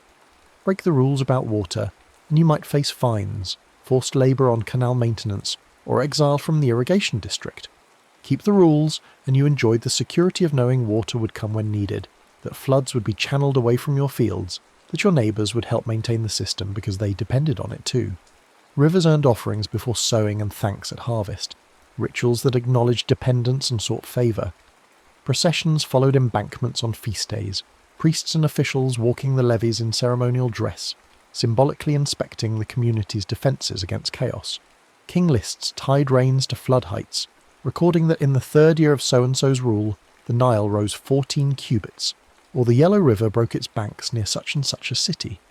Poets compared lovers to currents and banks, beauty to clear water, faithfulness to a river that returns each year, inconstancy to a river that jumps its channel and abandons old beds. Names of channels outlived the channels themselves, preserved in neighbourhood names and street names long after the water moved elsewhere. Shrines faced landings, their gods watching over departing boats and greeting returning ones, offerings made for safe passage and good trade. Boat songs became local histories, verses added with each generation, commemorating floods and droughts, great voyages and tragic sinkings, marriages arranged between riverside families and feuds settled by priestly arbitration. The city's calendar was also the river's mood, feast days aligned with low water when travel was easy, or with high water when fields were too wet for work and people had time for celebration. Myth-encoded hydraulic knowledge, stories of gods who controlled floods teaching by allegory, what priests taught explicitly: respect the water, maintain the banks, store surplus, prepare for disaster. Memory preserved in ritual and song kept alive knowledge of previous floods, previous channel shifts, previous disasters and recoveries, creating a collective memory that helped communities survive catastrophes by remembering how ancestors survived similar events. Channels avulse when a river suddenly shifts to a new course, abandoning its old bed entirely. This happens on flat plains where slight changes in elevation can redirect flow, where a levee break during a major flood sends water pouring across the landscape, and the river follows the new path because it's easier than fighting back to the old channel. Deltas creep to sea as sediment accumulates at river mouths, extending the shoreline and changing the geography of coastlines over centuries. Tectonics tilt floodplains imperceptibly, altering slopes so water that once flowed one direction now prefers another. Ports silt up as sediment carried by the river settles in calm harbour waters, requiring constant dredging or eventual abandonment. Harbours shift miles from the first quay, new docks built where the channel now runs, while old waterfront buildings stand dry and empty. Canals lose head as the river they drew from moves or as the land they crossed subsides. Some cities follow the water with new docks and cuts, investing labour and resources to adapt their infrastructure to new conditions. Others fade inland, their walls drying above abandoned ghats, their marketplaces quiet as traders take their business to ports that still function. Archaeology reads these changes in clay layers that show when flooding stopped and in pollen grains that reveal when wetland plants were replaced by dryland species. Excavations find harbours now far from any water and canals that lead nowhere because their source vanished centuries ago. The impermanence of rivers means the impermanence of the cities that depend on them, a lesson written in ruins across every ancient river valley. Concrete pinned seasonal floods into storages and schedules when the modern era arrived with its enormous dams and its faith in engineering. Turbines fed lights back to riverfront grids, turning falling water into electricity that powered cities day and night. Irrigation sprawled across lands that had never seen agriculture, pumps lifting water to highlands beyond the reach of gravity-fed canals. But new solutions brought new problems. Salinity and trapped sediment posed puzzles downstream of the big dams. Reservoirs intercepted the silt that once replenished floodplains, and without that annual addition of minerals, farmland slowly lost fertility. Deltas starved for sediment eroded away, coastlines retreating as rivers no longer delivered the material that built them. Reservoirs drowned old towns when their waters rose behind new dams, and birthed new ones on fresh shorelines where recreation and tourism replaced farming. Remote sensing from satellites watched reservoirs breathe with seasons. their water levels rising and falling as snow melted and rains fell, or as irrigation demands peaked and waned. Computer models forecast peaks and releases, calculating optimal water management across entire river basins. Cities still depended on the old paths, but now those paths were regulated by switches thrown in control rooms, far from the rivers themselves, decisions made by engineers consulting data streams and models, rather than by watching the water itself. Urban sewers once spilled directly to rivers, turning them into open drains that carried waste downstream to become someone else's problem. Cholera outbreaks traced to contaminated water sources mapped by doctors like John Snow changed that, proving that disease travelled in water and forcing cities to take responsibility for what they dumped. Filtration plants and treatment systems cleaned water before it entered the supply, and cleaned it again before releasing it back to the river. Embankment promenades replaced malarial marshes, raising riverside land and filling wetlands that had bred mosquitoes. Storm drains separated from sewers after every flood taught the lesson that mixing the two led to disasters when heavy rains overwhelmed capacity and sewage backed up into streets and homes. Waterworks became the least visible but most important urban organs, moving unseen beneath traffic and parks, miles of pipe and pump stations ensuring that turning a tap produced clean water and that flushing a toilet sent waste somewhere it would be treated. The engineering that kept cities healthy and habitable required constant maintenance, constant investment, constant attention from professionals whose work went unnoticed, until something failed. The Nile wrote cities in a narrow line, settlements strung along its banks like beads on a thread, each city's territory extending only as far as irrigation could reach into the desert. The Tigris and Euphrates wrote cities in a web of canals and tells, settlement shifting as channels moved and as political power concentrated or dispersed. The Indus wrote cities in orderly drains and standardized bricks, a civilization that valued regularity and planning, that built for the long term with materials that would last. The Yellow River wrote cities in urgent dikes and administrative reach, settlements that existed in constant negotiation with a dangerous river, that built elaborate bureaucracies to manage the threat and harness the opportunity. Each hydrology left a civic handwriting, a signature visible in how streets ran and how rulers ruled, and how markets met and how disasters were remembered. You can still read these signatures today if you know how to look, seeing in a city's shape the influence of its river even when that river is now dammed or diverted or hidden under pavement. Former warehouses become promenades where families stroll on weekends, the old loading docks converted to cafes and galleries. Floodplains double as parks, left open to accept seasonal high water, designed to flood safely so that neighbourhoods beyond stay dry. Wetlands return to buffer peaks, restoration projects recreating marshes that were filled generations ago, recognising that the most effective flood control is often to let water spread where it naturally wants to spread. Ferries revive even as bridges crowd overhead, offering a slower but more pleasant way to cross water, reintroducing river travel as transportation rather than just commerce. Waterfronts anchor skylines again, tall buildings rising at the old edges where boats once tied up, symbolically facing the water even if actual boat traffic is minimal. The city faces the water once more, designing to bend rather than break, accepting that rivers will always flood, and that the question is not whether, but where and how much. Modern cities learn or relearn lessons that ancient cities knew. Respect the water, leave room for it, work with it rather than only against it. A dam's light is a delta's darkness if flow is not shared, a principle that has sparked conflicts and treaties across borders and continents. Treaties allocate water rights, specifying minimum flows that must be released downstream to protect ecosystems and human users. Fish passages around dams let salmon and other migratory species reach spawning grounds, maintaining populations that feed both wildlife and people. Sediment bypasses attempt to restore the natural flow of silt past dams, recognising that rivers carry more than water and that downstream areas need that material. Cities learn or are forced to learn that a river is a corridor, not a boundary, that what happens upstream affects downstream, and that political borders do not stop water from flowing.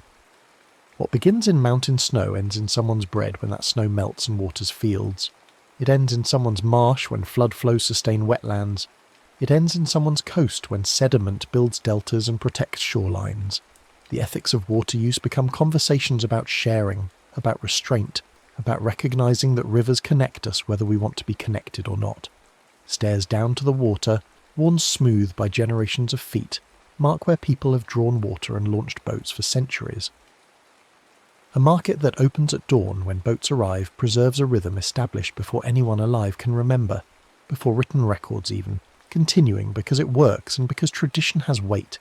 A street that follows a vanished bend traces a channel that moved hundreds of years ago.